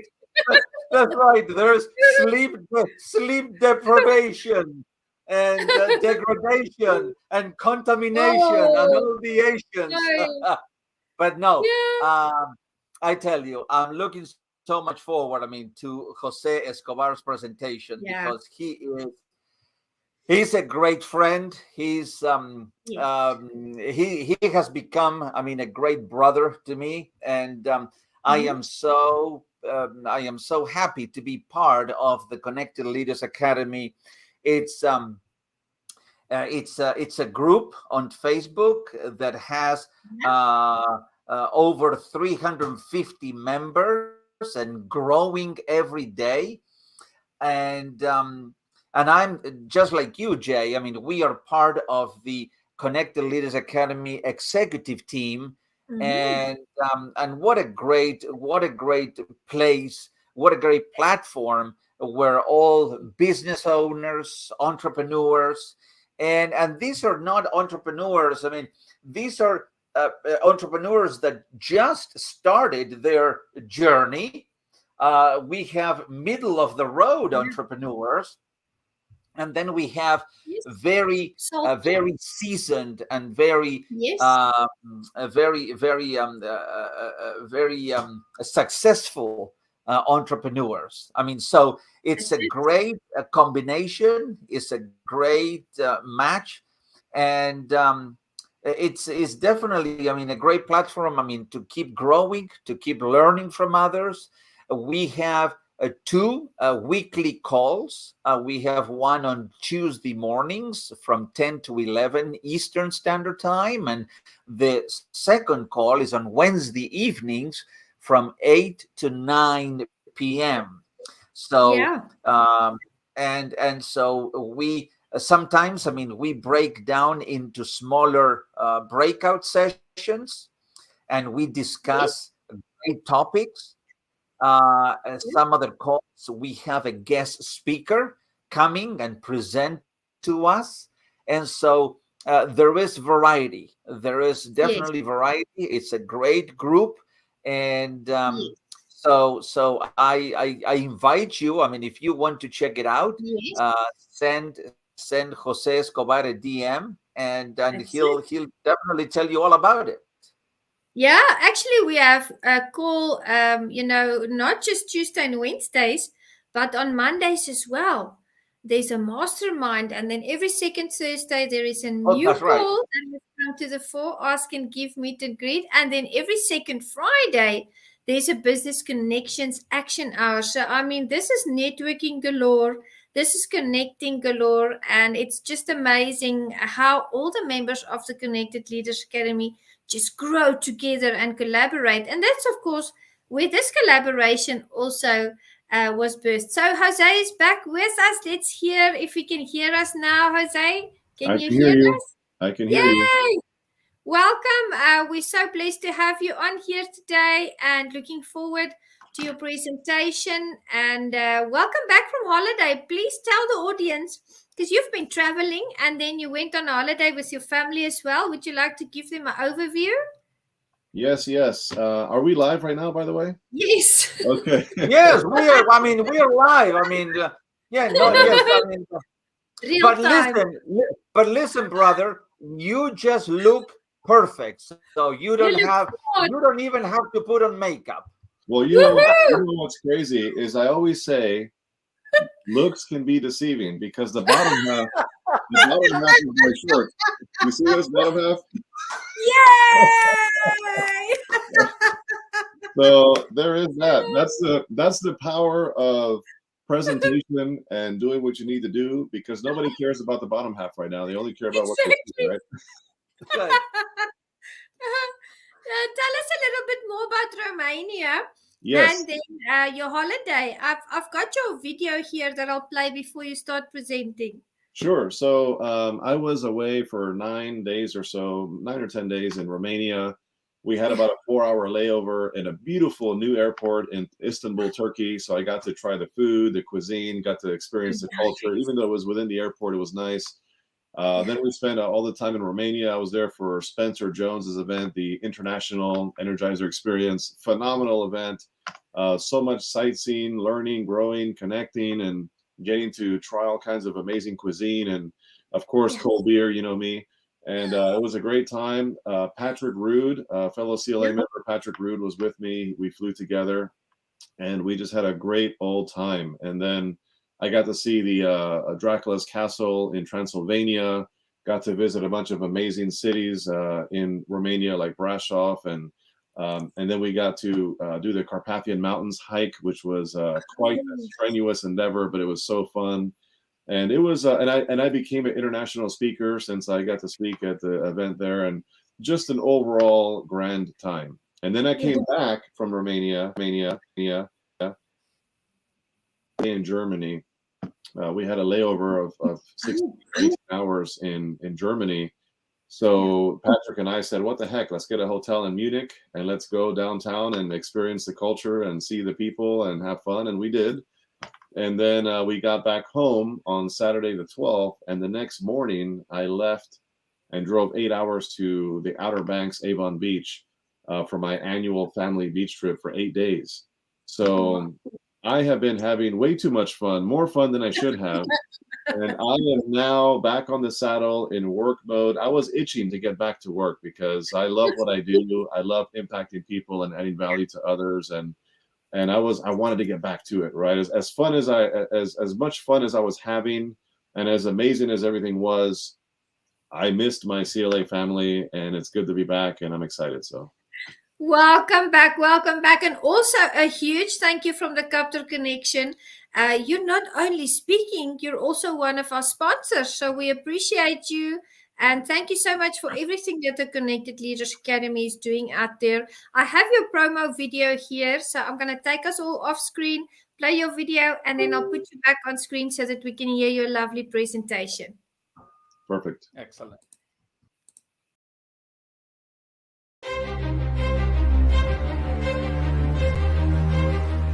Jose Escobar is an award-winning, nationally recognized personal development speaker, 7 times published author, sales professional, husband, and father of 5 children. He leads compelling high-level communities consisting of entrepreneurs and advanced leaders through 2 multi-6-figure business models, the Entrepreneur's Bookshelf and the Connected Leaders Academy. Jose's magnetic personality shines in his presentation, where he has reached audiences collectively over 30 million and radiates throughout his dynamic coaching program, inspiring his international 230 plus entrepreneur and executive clientele to master their personal and professional excellence. His past sales experience led him to amass 30 plus mil in revenue for the companies he served, and this family man's sale and coaching in martial arts industry has positively affected the lives of over 500K families for the better. Learn more about Jose's products and services at www.entrepreneursbookshelf.com. Please join me in welcoming Jose Escobar.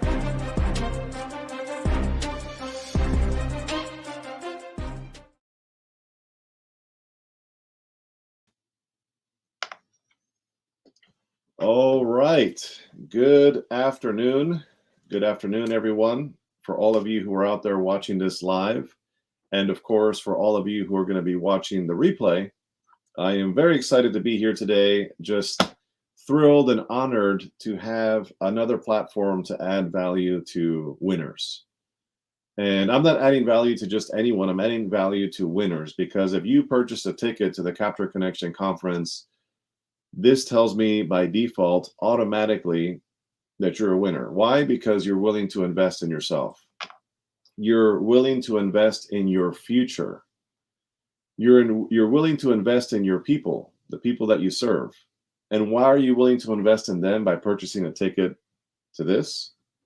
Because when you purchase a ticket to an event like this, what happens to you? You get better. You grow. And when you get better and you grow and you gain new tools, and you are inspired to refill your oxygen tank, because our oxygen tank as entrepreneurs dwindles little by little throughout the week, from week to week, right? It just dwindles to the point where you're on E, like a gas tank, right? In a car. So these events, virtually or in person, are designed not only to learn, grow, and connect, but to re-inspire you to go out there and serve your people better. So you're invested in your people by investing in yourself, because when you invest in yourself, you become better, and then you can go in turn and serve your people even better. So I know that I'm in the right room. I know that I'm talking to the right people. And what I have found when you're talking to the right people is you can't say the wrong thing to the right person. So whatever I say today, I know it's going to land with most of you, if not all of you, because you guys are all here like a sponge. You're eager, you're thirsty, you're ready to go to your next level. And can I tell you something? We all have a next level. I don't care how successful you are. I don't care how much you're crushing the game right now. You have not arrived. I have not arrived. None of us have arrived. There is more room for growth. There is more room for more connections and new people that you need to meet. There is more impact that needs to be made. So you being here today tells me that you are ready. So I hope you're sitting down. I hope you are taking notes. I hope you have your pen and your pad. I hope you're leaning forward. And I hope you have your coffee in hand like I do. 10x coffee, that is. And this is actually very timely that I have a 10x mug in my hand and a 10x stickers behind me. Right? It's very timely. It's very timely that I have a 10x tattoo on my wrist. If you can see it right there. Yep, right there. Why do I stress 10x, right? Because in the last 15 months, now it's been 17 months, but in the last 15 months, I have 10x'd my life and my business, literally. I can sit here in front of you today and tell you that I'm a millionaire. I'll say that again. I can sit here in front of you today.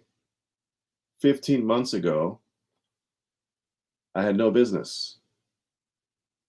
I was a full-time employee. My wife was a full-time employee.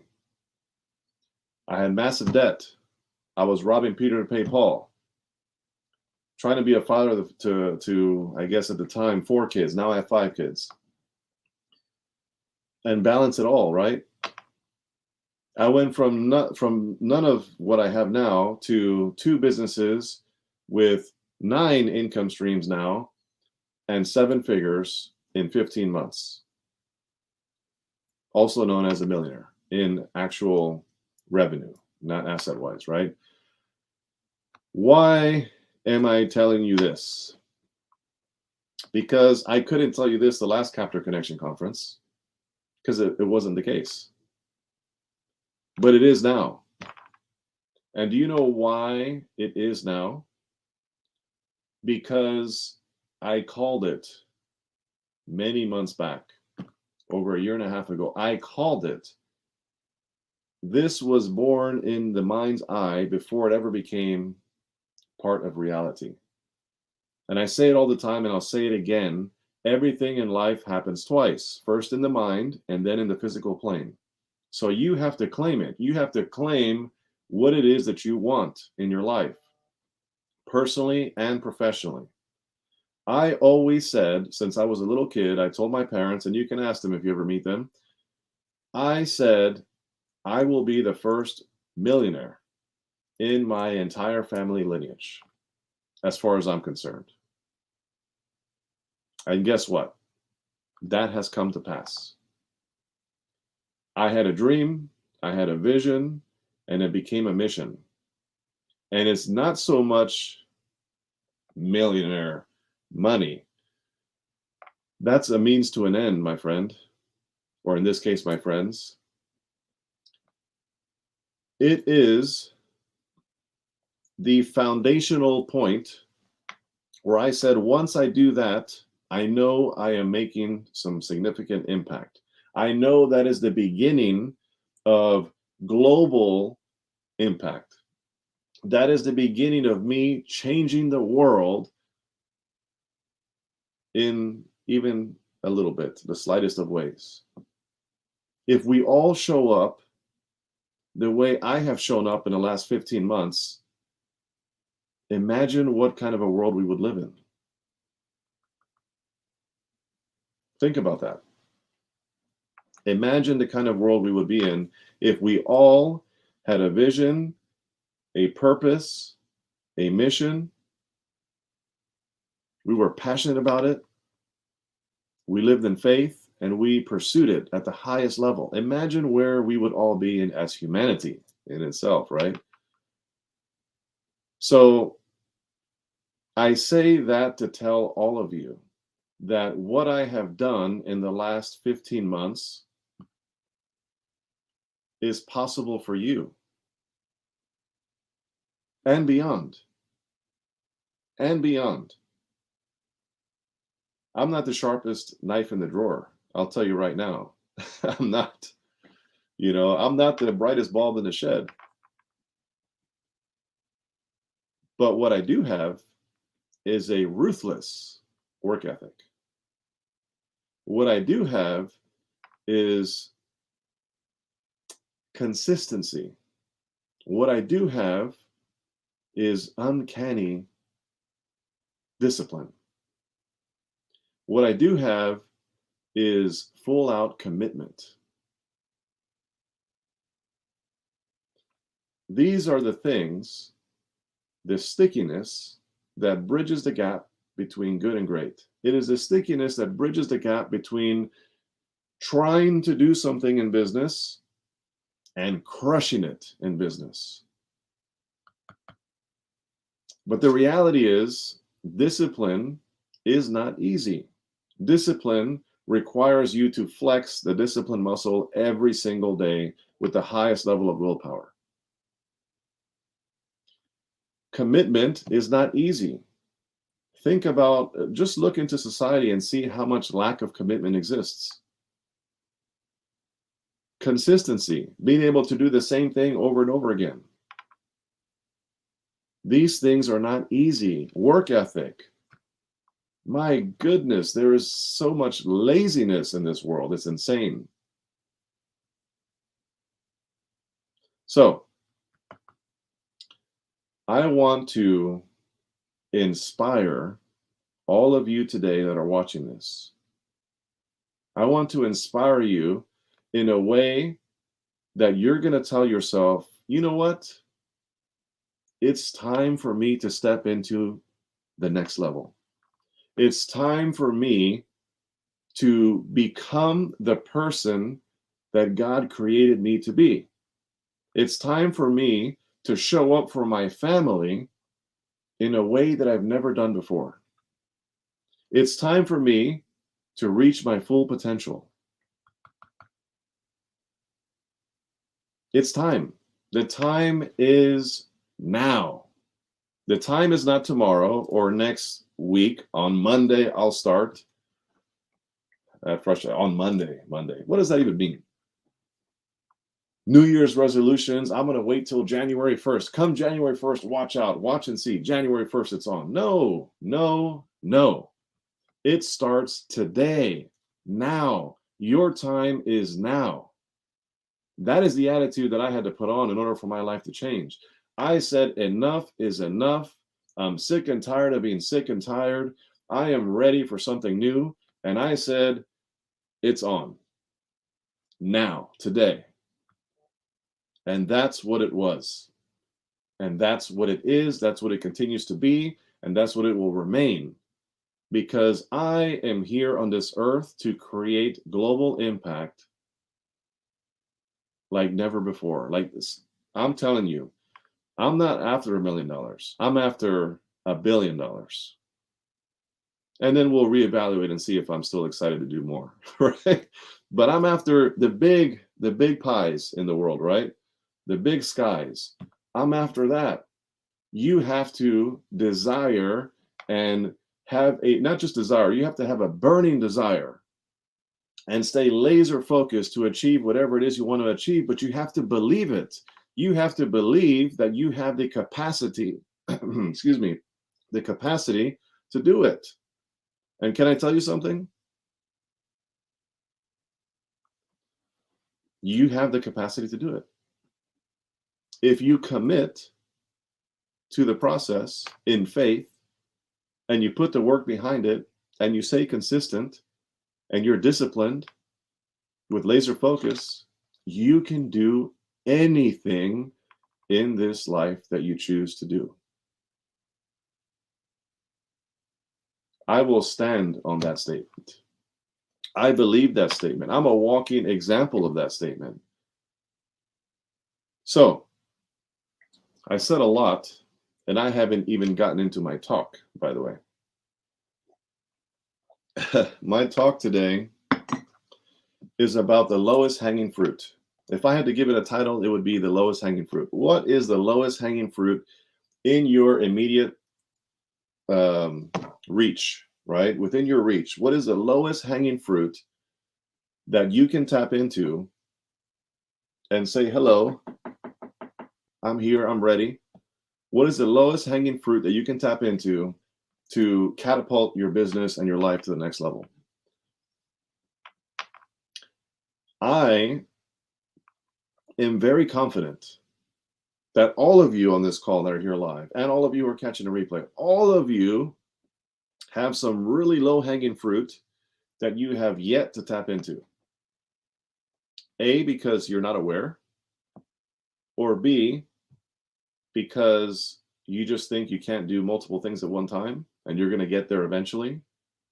C, maybe you're not willing to put in the work that it takes to do it, because there is sacrifice, there is time, there is energy, there is financial investment, and a lot of these things you got to do, right?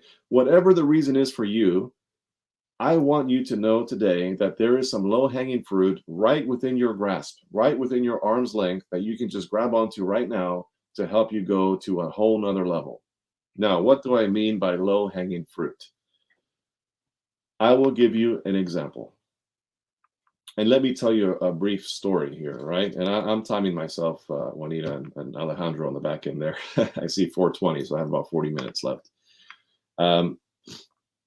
So my story of the Connected Leaders Academy. Many of you might know what the Connected Leaders Academy is. Many of you might be in the community right now, right? In our tribe, in our family.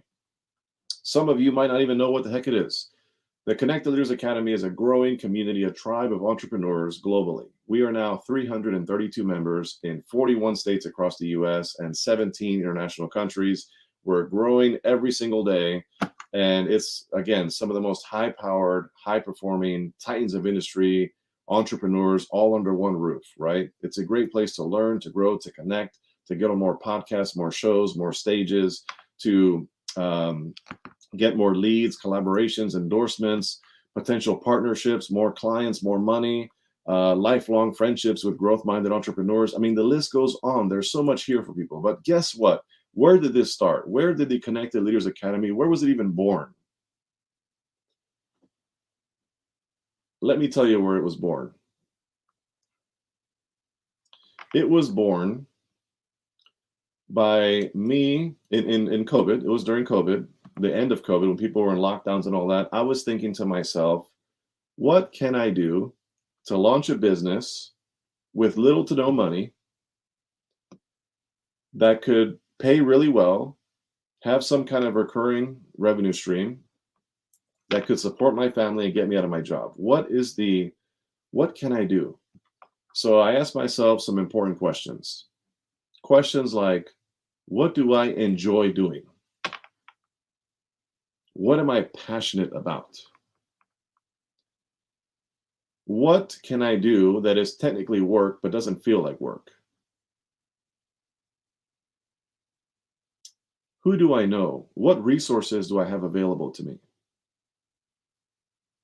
What am I naturally inclined to do effectively? What am I good at? What are my skill sets? What are my talents?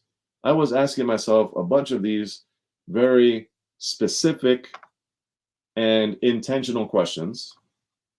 And what did I do? I started taking notes. I started writing these things down. I'm a journaler. I journal all the time. Morning routine, evening routine. If you don't have a journal, get one. If you don't follow a morning routine and an evening routine, get one. So that's what I did. So I asked myself all these questions, and guess what I found? I found that since I was a little kid, I was always naturally galvanizing people, right? That's a great Alejandro word.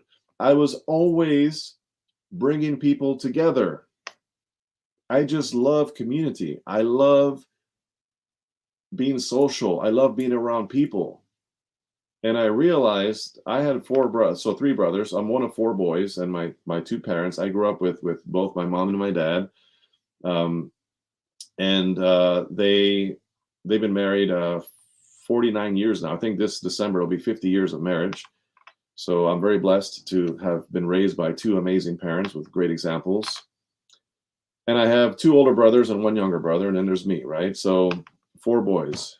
And growing up, you know what I found? I was the one who was always bringing them together to play a board game. Hey, mom and dad, hey, brothers, listen, let's play a board game. And I would go and I would set it up. The assumptive close. That's a nugget for you right there. I didn't say, are you guys in the mood to play a game? All it takes is one person to say no. Guess what happens? No game.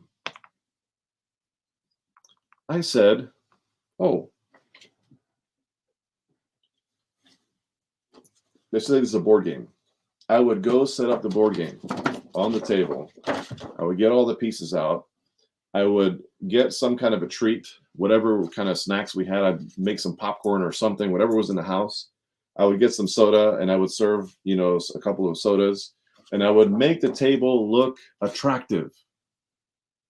The table was set up, ready to go. It was attractive. It smelled good. It looked good. It felt good. And then I just brought my energy. And I said, Mom and Dad, let's go play this game. It's already set up. Brothers, come on, let's do this thing. I don't know if they did it. I don't know if they decided to sit down and play because they really wanted to, or because they felt bad for me, right? You went through all this work, so I might as well sit down and play with him. But nonetheless, the message here is I got them to do what I wanted them to do, which is let's get together and spend some quality time, laugh, chat, have some joy. Let's just have a good time together. That's where it started. That's where my desire for community started. When I was a little kid, I would bring them together. And guess what else I did? I did the same thing for movies. I created a movie night in my house where we would all come and we would watch movies and that kind of thing together as a family, right? That was who I was by nature. And I said, I'm pretty good at this thing of bringing people together. And then what happened? Middle school, high school. I was always bringing, on the playground in middle school, you would see, and I would bring people together. We'd play football games. We would do all kinds of things together that I facilitated. And then I said, okay, then I started getting a little, I started going off the deep end and exploring, and I started using the skill set of bringing people together for negative things, right? I lost my way a little bit. No fault of anybody else but my own. I started exploring, I started throwing house parties. So I would throw house parties with kegs, and mind you, I was underage. I was like 18 years old, throwing house parties with kegs and beer and, people smoking cigarettes and other sorts of things that were happening there. And I don't have to go into detail, but you can imagine, and loud music and, like 50, 80 people in a townhouse. Imagine that. And I started doing that, making these house parties happen. And I was known as the guy who would put these things on. And guess what? It was in somebody else's house. I was so good at this that I got other people to let me borrow their house to throw the house party there. Right? I was resourceful. I understood that, okay, I need to find somebody who's of age to buy the alcohol. I need to have somebody who's good at playing music to DJ on a stereo system. Not even a full DJ just equipment, but they have CDs, they have music, they are good, and they know what people like to do that. I had to make sure I had somebody that was pouring drinks, that was social, that enjoyed that kind of environment. I had to get a place where we could actually have this house party. So I was resourceful to find the right people to put in the right places and the right seats on the bus. And then I would just bring everybody together. And then People loved it. And if people were having a good time, guess who else was having a good time? So that's where the CLA was born. The CLA was born when I was a little kid, and then in elementary school, and then in middle school, then in high school, a little bit of college too. Not a lot, but a little bit in there. I did all kinds of interesting things there. And it continued and continued and continued. And sales was a natural thing to me. But sales is not a talent. My talent is the ability to communicate, to have great conversation, the ability to connect with people and make people feel good. That's more of a talent that I have. The skill of sales is a skill. And skills can be, I can't see comments here, but if you're watching live, put it in the comments. Skills can be what? As I get a sip of coffee. Skills can be learned. Talents are God-given. Talents we come with out the womb. Skills can be learned. So, what did I do? When I was thinking, fast forwarding back now to me thinking during COVID, what business can I launch? I said, well, what am I naturally good at? What have I done all my life? What is the lowest hanging fruit? It's bringing people together. And I said, wow, you know what? I have met thousands of people over the years. Events, summits, conventions, masterminds, boot camps, you name it. My day job that I had for a number of years, I was a sales director for a global martial arts company. They sent me with a corporate card all over the country to meet all kinds of amazing people on their dime. I was always invested in myself, going to all kinds of events, meeting amazing people on my dime. And collectively, over the course of like 10, 15 years, I knew thousands of people. Amazing, high-performing serial entrepreneurs, successful people. I met all kinds of people that all knew me, but they didn't know each other. So that's what you call, I don't have a light bulb here, but that's what you call a light bulb moment. Right above my head, light bulb. Ding, ding. I was like, oh, interesting. What can I do with this? So I continued to write and explore. I started putting all my skill sets and the lowest hanging fruit of what made sense. What are my skills? What are my talents? What do I enjoy?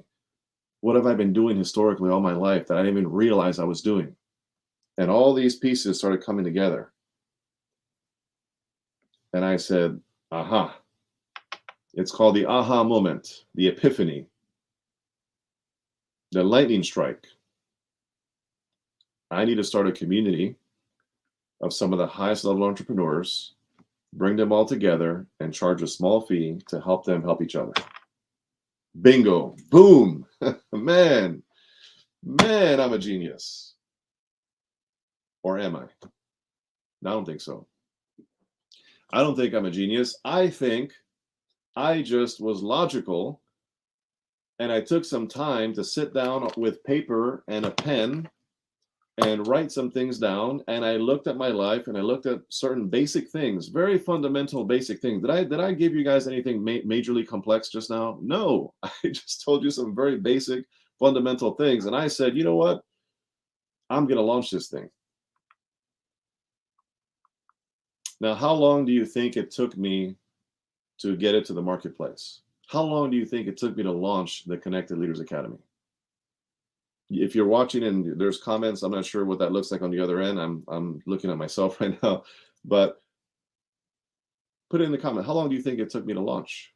When I had this grand idea and I wanted it to be a $1 million business and I wanted to expand it and eventually get it into 100 countries and 1 million plus members and do all kinds of crazy things with it. How long do you think it took me to launch something that had this whole grandiose idea and this whole plan, right? Well, let me tell you, it took me 2 weeks to launch the thing. 2 weeks. I said, enough playing tiddlywinks with the bullfrog, enough holding hands with my friends that weren't helping me get anywhere in life, that were just like me and all broke and all not so positive and all struggling and all, you know, robbing Peter to pay Paul and all just having fun and no business and all just kind of living life and, you know, day by day and kind of like going through the rat race and all that. Nothing wrong with that if that's for you, but that's, you know, they say birds of a feather flock together, right? If you're hanging around 4 people that are a certain way, you're going to be the 5th eventually. I said, enough of that. I'm going to launch this thing and I'm going to launch it fast. And I'm just going to pull the trigger and start applying everything that I've learned over the years. How many of you out there are event attendees that go to every single event possible, but you find yourself year after year in the same place? You don't have to raise your hand. But how many of us out there are like that? We go to event after event after event after event, seat and seat and seat and seat, and oh yeah, I'll pay that, I'll pay that, I'll pay that. More books, more coaches, more programs, more courses, more masterminds, more all of these things. Yet we're in the same place. Why? Because we get in our heads, because we overthink. We suffer from mental constipation, right? We are not pulling the trigger. We're not doing the things that we're supposed to do when we're supposed to do it. And the reality is the only way you're going to get to that next level is if you just start pulling the trigger in life and saying, you know what, I don't have to have it all figured out. I don't have to know all the answers. I don't have to, you know, be, you know, in this particular place that is ideal for me to launch. No, I said, I'm going to give it 2 weeks. And in 2 weeks time, I'm going to have 10 benefits. So this is what I said. I said, what am I going to do? What is the name of the company? I said, okay, well, if I'm bringing people together and I'm teaching people things and I'm bringing in experts to teach them things, that's like an academy, right? They're learning. People are learning. And if I'm you know, bridging a gap with people, that's called connecting people. That's called connection. If the type of people that I want are leaders. I want some of the highest level entrepreneurs that are leaders, right? So I said, oh, light bulb moment, Connected Leaders Academy. That's the name. Boom. You know how long it took me to create that name? I don't know, maybe 10 minutes, maybe 20 minutes. I don't know what it was. It was fast. I got the name. And then I went on Fiverr and I said, okay, hey, listen, Fiverr guy, which I still use to this day. He's amazing. If anybody wants my connection, reach out to me and I'll connect you. He's an awesome guy. And I got a logo made. And I said, this is kind of the color scheme that I want. This is what I'm looking for. And I gave it to Fiverr and this guy, and he put a couple of mock-ups together. And I looked at all these mock-ups. I said, no. I like that. Can you tweak that? Can you tweak that? Can you tweak that? It cost me like $20. And then like that, boom, the next day, within 48 hours, I had a logo, Connected Leaders Academy. And then I said, okay, what is the next logical step now after I did that? So then I said, all right, let me go ahead and create 10 benefits. What am I going to be giving people, right? What are they going to get when they join? So I started saying, well, I can bring in some speakers. I can have a Facebook group community where people connect with each other. I can do virtual Shark Tank hot seats like the show Shark Tank, where people get to pitch their products and services. I can do this. So I created 10 different benefits, right? And then from there, I said, well, okay, now that I have the 10 benefits, what am I going to charge? So I started looking at all these different price points and I said, what can I charge? And I said, well, let me start with some founding members. I said, let me get some founding members in place, right? So founding members are going to get the best perks. They're going to get the best prices, and that's going to get momentum. And we all want momentum, don't we? When we launch something, we want momentum. We want a bunch of people coming in, you know, with a little bit of scarcity. And by the way, I'm just texting my wife now to tell her to make sure the baby stops crying in the background. So anyway, that being said, see, this is the power of live, right? My 1-year-old is like screaming in the background. So I said, you know, okay, now that I have the price point, I have the benefits, I have the name, I have the logo, let me create a one-pager that has everything together and concise on one thing. I paid the same guy to put this all together for me. And that was that. And that was a wrap. And then I said, guess what the next step was? I have everything in place. I'm ready to go. I'm good. So then I launched. And it took me 2 weeks to do everything I just said, right? And in 2 weeks' time, I launched. And then as soon as I launched, guess what happened? I enrolled 100 members in less than 30 days. 100 paid, not free, 100 paid members in 30 days, in less than 30 days. And I've been building and growing ever since. And the price point has increased 4 times since I launched a long time ago, right? And I even included now annual paid in full membership prices as well. And that led to other different income streams. So that is what I'm talking about. That is the power of low-hanging fruit. I hope this is resonating with some of you. I hope some of you are getting some aha moments right now and thinking to yourself, how can I ask myself all of these questions and look at what can I possibly do that is in my wheelhouse, that's within, arm's length, right? And just run with it. You know how much it cost me to launch the Connected Leaders Academy? Less than $100 between paying for this and paying for my logo. And I think that's it. A couple, 2 other things I paid for. The domain, the connectleadersacademy.com. I had to buy the domain so nobody can take it from me. And the list goes on. So less than $100. And now it's generating well over $45,000 a month. Isn't that crazy?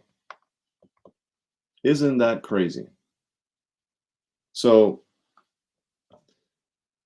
that's called low-hanging fruit, friends. What other low-hanging fruit do we have? Well, I'll give you another low-hanging fruit piece. I wrote this book called Winning the Day, An Entrepreneur's Guide to Morning, Evening Routine Mastery, which, by the way, if you're interested in this book, it's www.winningthedaybook.com. Check it out. Somebody please put in the comments, winningthedaybook.com. This is all about morning routine, evening routine. The subtitle is An Entrepreneur's Guide to Morning and Evening Routine Mastery. So this book put me on the map. This book sold 500 and almost 30 copies before I even launched the thing, by the way. It's a bestseller. It's changing people's lives. If you haven't read this book, you don't own this book, go to that website. Thank you, Juanita, for putting it on the screen. Go to that website. They're signed, personalized copies. So I will sign it. I will personally put a nice little note for you, and I'll send it over to you myself. It's available on Amazon, but it costs more on Amazon, believe it or not. If you get it through me, it's cheaper, and they're signed, personalized copies. So get the book. I wrote that book. I have the 90-day battle plan, right? The Journey to Self-Mastery. This is a journal/planner that I created with Ellis Kirkpatrick. It's amazing. It's phenomenal. It's all about morning routine, evening routine, goal setting, planning, scheduling your day, to-do list items, journal prompts. I mean, you name it. It's 90-day sprints, right? 90-day sprints. And then I have, I just co-authored this book here, Spiritual Fitness Survivor, right? This is the 4th edition, which I'm in, and my wife also co-authored. I co-authored this book called Self-Empowerment Reset, Our Conversations with the Divine with Marianne Pageant. I co-authored this one. I co-authored this book called The Impact of Influence, Volume 5 with Chip Baker. A bunch of amazing co-authors in here that I'm with. I co-authored this book called The Art of Connection. This was Volume 2, and this is Robert W. Jones and Orly Amore. So I co-authored this book as well. I co-authored this book here called The Art of Connection, Volume 3. And I just co-authored, that just launched. I don't physically have it in front of me right now, but it's called The Creatives Leadership with Yvette Owens. That makes me a 9-time published author. A 9-time published author, because Voices for Leadership is also about to drop, which I co-authored with Brian Brogan. And there's more in the pipeline. So why did I tell you that? We're going back to lowest hanging fruit. Why do you think I'm co-authoring all these books? Why do you think I'm writing all these books and adding to my portfolio and saying I'm a 9-time award-winning, best-selling published author? First of all, that just sounds better than being a published author. It just sounds better, right? And again, perception is reality. And we want to be the authority. We want to be the go-to person. We want to be the influencer in our space. And this helps, right? It helps you get on stages. It helps you sell more things. So why did I share that with you? Because many of you out there that are either watching this live or catching a replay, you have books. You have books you've written yourself, and then you have books you've co-authored. But what are they doing? They're collecting dust. They're just hanging out in inventory in your house or your office, or there isn't any in your house or office. They're just on Amazon because most people don't intend to sell them. Why don't they intend to sell them? Because they don't think they can, or because they have a fear of selling, or because they tried to sell a couple of copies when they launched and then it was difficult and they sold a couple here and there and then they gave up. And it's just sitting there. So what is another piece of low-hanging fruit? Do you know? Actually, you don't know. So let me tell you. Do you know? I'm just holding 4, but you saw all the other ones here, right? Do you know that every single day outside of Sunday and occasional Saturday, so let's just say Monday through Friday, every single day, Monday through Friday, I have about somewhere between 8 to 14 calls on average, 8 to 14 calls with prospects, existing clients, and whatever else you want to categorize other people that I talk to, right? But generally it's either a lead, prospect, or it's an existing client that I'm adding value to, right? Do you know what I'm doing every day? I am selling my books. I am selling my books. Some days I sell 1. Some days I sell 5. So let me tell you the math on that, right? Let's just say on average, I'm selling 3. Average. 3 times 4 is 12, right? I guess I didn't need a calculator for that. But let's just say my books are an average of $25. Some of them are 30, some of them are 35, some of them are 25. Let's say 25 on the low end, right? 25. 25 times 12 is $300. $300 how often? A week. Times 4 is $1,200. Times 12 months in a year, that is $14,400. And I gave you a conservative number. So let's just say $15,000 a year on book sales. And can I also tell you this? That does not include the books that I sell at live events when I go to live events and I have a vendor booth.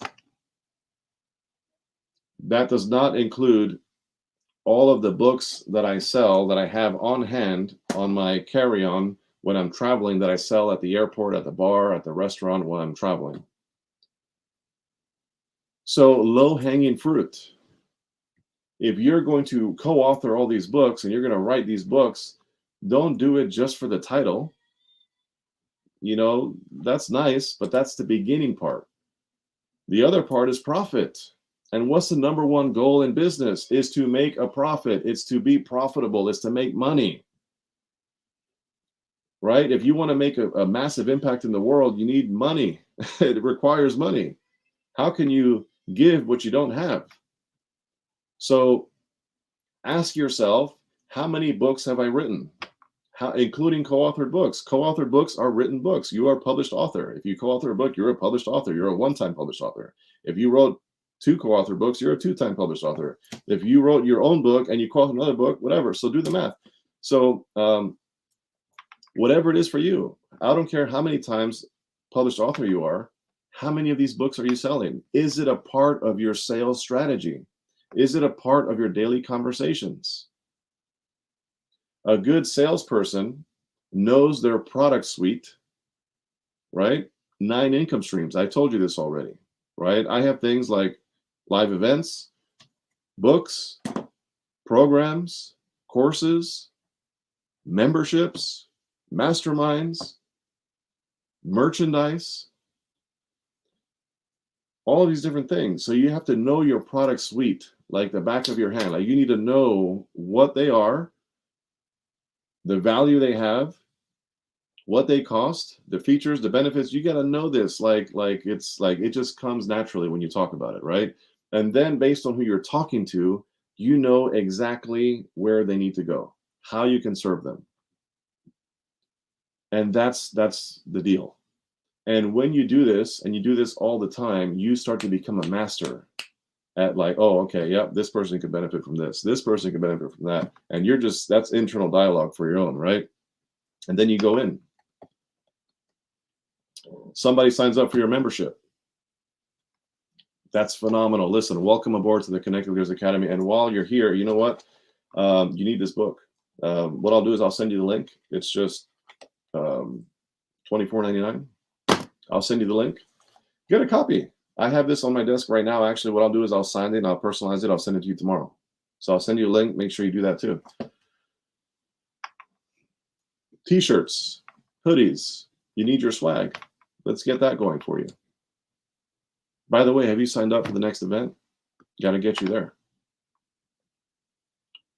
So, I mean, you see what I'm saying. So you have to look at the buyer's journey. You have to look at the buyer's journey. What is the immediate need that you can fill for this person you're talking to, whether it's an existing client or a new prospect? Connect that need to the solution that you have, and then you take them down the path of eventually having them buy all of what you have, assuming that the shoe fits. Don't sell somebody something they don't need or it doesn't make sense, right?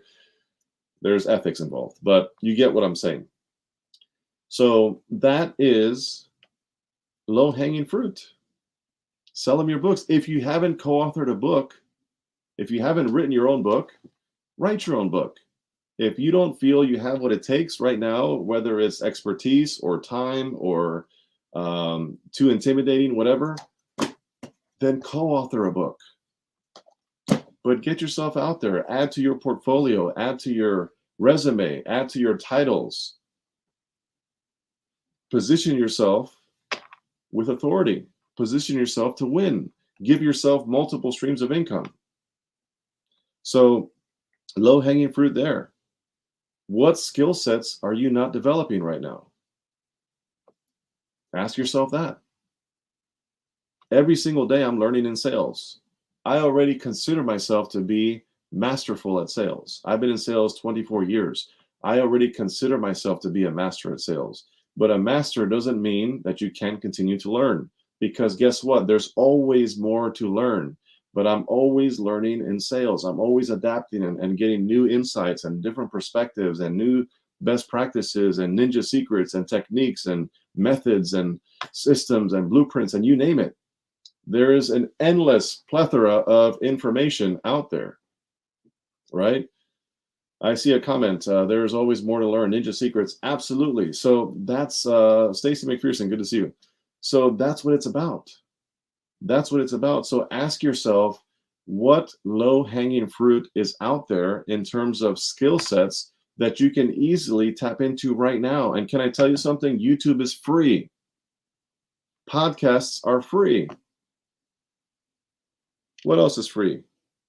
Coaches and mentors. Most of them are not free. But I assure you, there are some of them out there that if you just say the right thing, and you seek to serve first, and you ask for help, some people will help you and not charge you. And you know how I know that? Because certain people in life stepped into the gap to help me back when I had no money, that helped me for free. And you know what has happened in turn? Is I have blessed them abundantly now. Everything comes full circle. So, my talk today was about the lowest hanging fruit. I just told you the story of where the CLA was born on some very basic fundamental things that I just analyzed and said, this is a no-brainer. It just makes sense. And as Dr. Obam says, if it makes sense, then it makes dollars, right? So I assure you, all of you watching live and all of you catching a replay have something right now that you can launch in 2 weeks, 1 week, 30 days. There's something that you can launch or something you can do to help move the needle to that next level in your life and in your business. And I cannot stress to you enough, there are people waiting right now for you to do it. And some of those people are even in your household.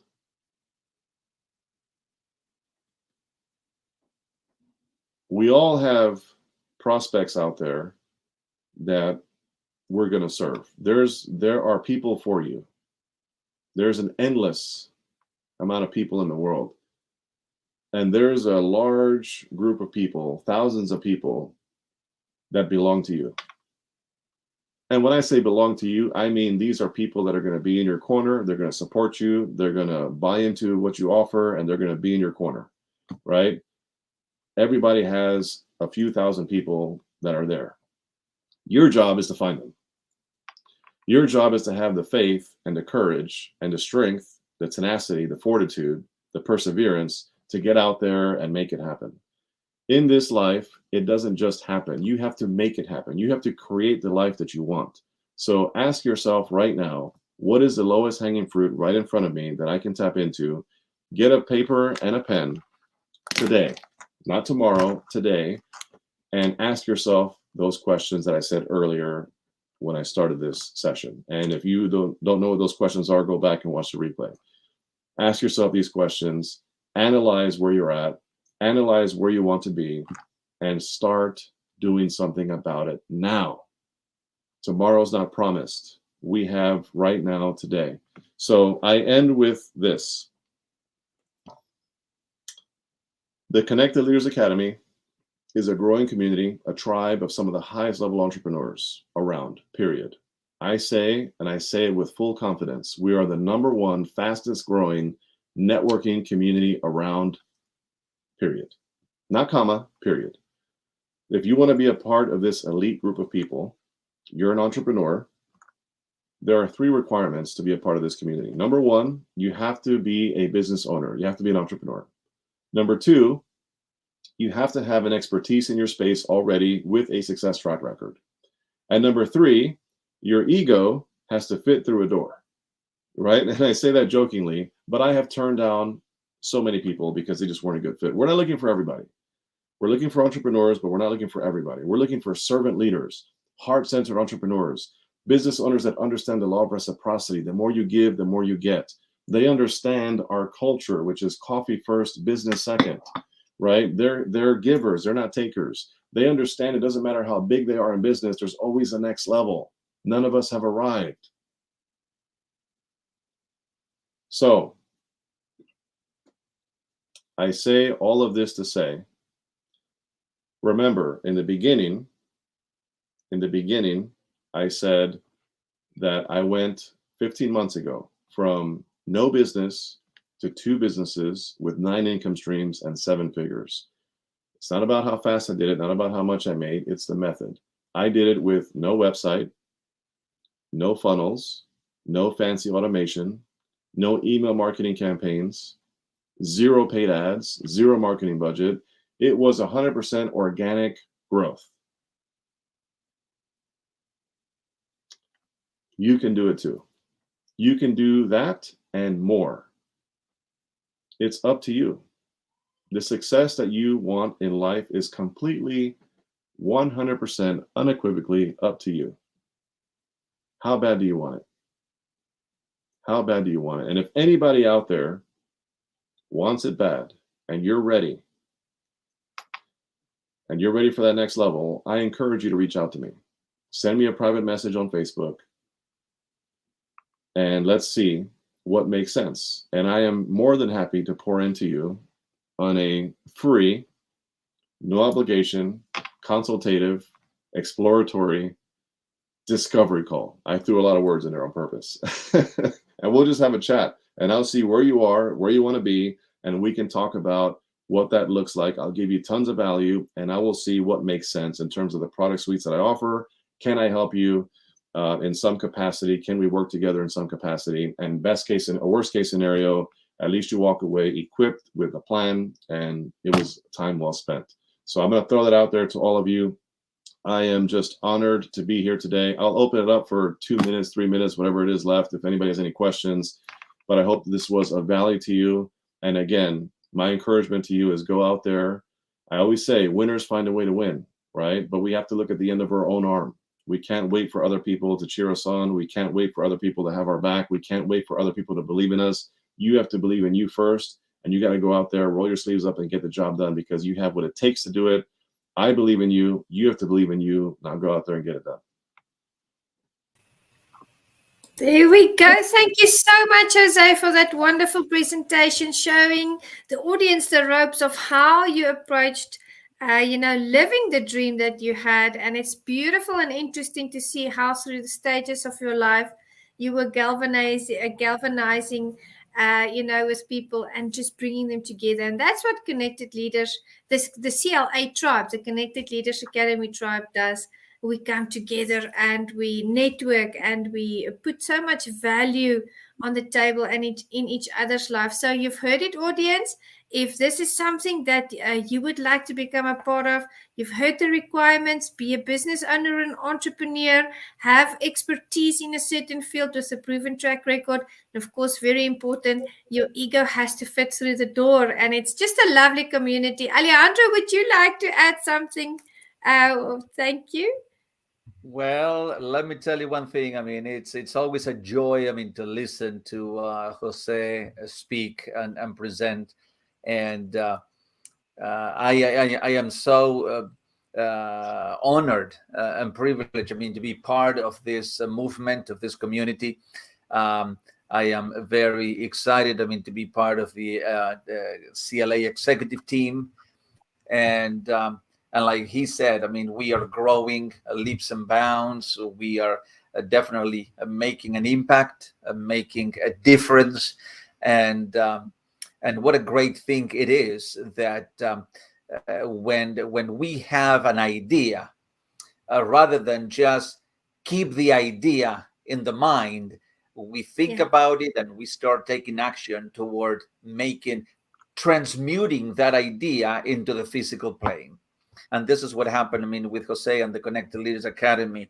So you talked about a lot of things. I mean, and you threw so many great words that resonate with me and many others. I mean, words like consistency, like work ethics, like commitment, like discipline.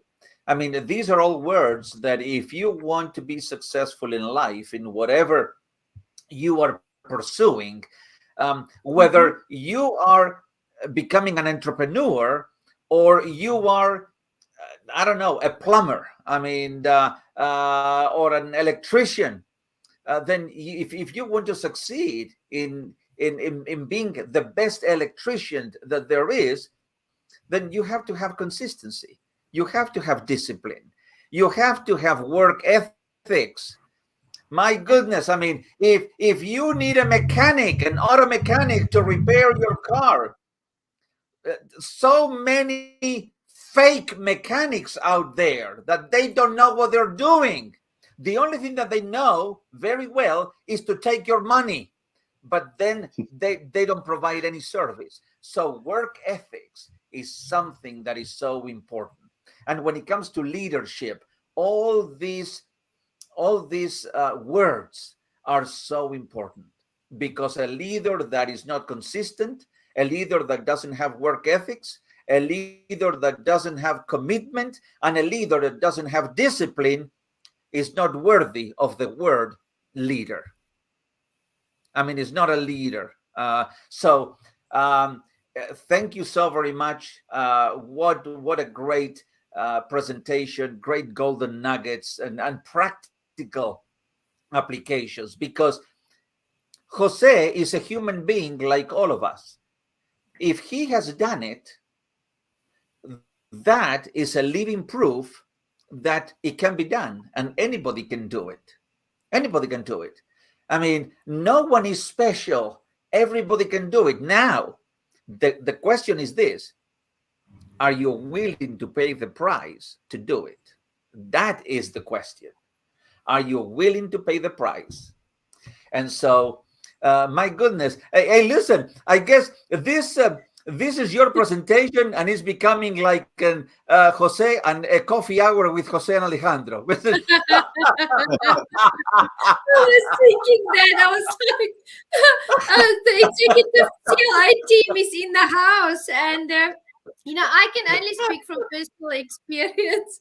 But since I joined the Connected Leaders Academy, it was one of the best decisions I ever made, There's been so many positive and professional changes in my life, personally and professionally. And it's just been an amazing adventure. And I love being on the executive team with you guys and the other members as well. So, audience members, reach out to Jose, set up that virtual coffee and connect. That is the greatest blessing that you can give yourself. So thank you so much, Jose. We appreciate you always supporting the KAPPTOR Connection. Listen, one more thing, very quickly. A perfect illustration of what you can do as a member of the Connected Leaders Academy is exactly what Juanita Kapp and I were doing, because the KAPPTOR Connection and the KAPPTOR Connection Conference was born as a result of a virtual coffee in the Connected Leaders Academy. And that is what happens. That's what it can happen to you if you have a virtual coffee with another leader and there is a synchronicity, and then you said, my goodness, we need to collaborate doing something together. Boom. And that could be the beginning of a new chapter in your life. And I leave it like that. Yeah, love it. Absolutely. You're absolutely right. And I've seen numerous collaborations come out of the CLA. This is a very special one that's near and dear to my heart, because you guys are doing great things. You guys are both tremendous leaders, and it shows. It shows. You guys have a great following. You're doing something that is very special. And I love this KAPPTOR Connection Conference, the momentum you guys have. And this is number 3. And, imagine where it's going to head in the future. It's only going to get bigger and better and better. And I just love what's happening, right? Because that's what this is all about. It's about entrepreneurs coming together to become better and to create more impact, right? And you guys are a very clear example of that. So thank you for the opportunity to be here to speak. Thank you for all of the love and support you guys show the CLA. Know that the feelings are mutual. I'm here in your corner, and just honored to be here again. So thank you so much. Thank you, Jose. Thank you so much. We appreciate you. Bye-bye. Bye-bye. Yes, it's definitely, it's what a fantastic, this morning when we started, we had the whole day in front of us, and now we just come to the end of day 1. That's right, of the KAPPTOR experience number 3. And so tomorrow we have a wonderful lineup of speakers tomorrow. And I always say the same thing. And also Juanita also, I mean the same. We start on day 1, we have the day, we continue on day 2, and then day 3 comes, and then it just flies away so quickly. And then we come to the end of the conference and we says, where has the time gone? That's it. That's the truth. I mean, my goodness, the time just flies by. And I have to say a special thank you to every single speaker bringing so much value. I learned so much today. And Jose definitely ended it on a very, very high note, as he always does. He is just an impeccable human being, good brother to us, and fabulous colleague as well. And the KAPPTOR Connection, we really enjoy doing.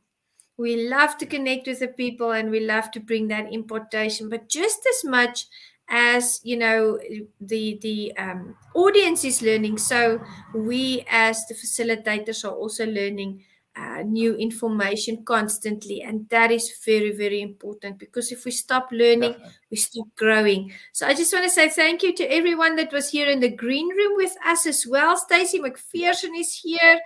She's been cheering on, so we appreciate you, Stacey. We can't wait for your presentation as well. Everybody have a beautiful day.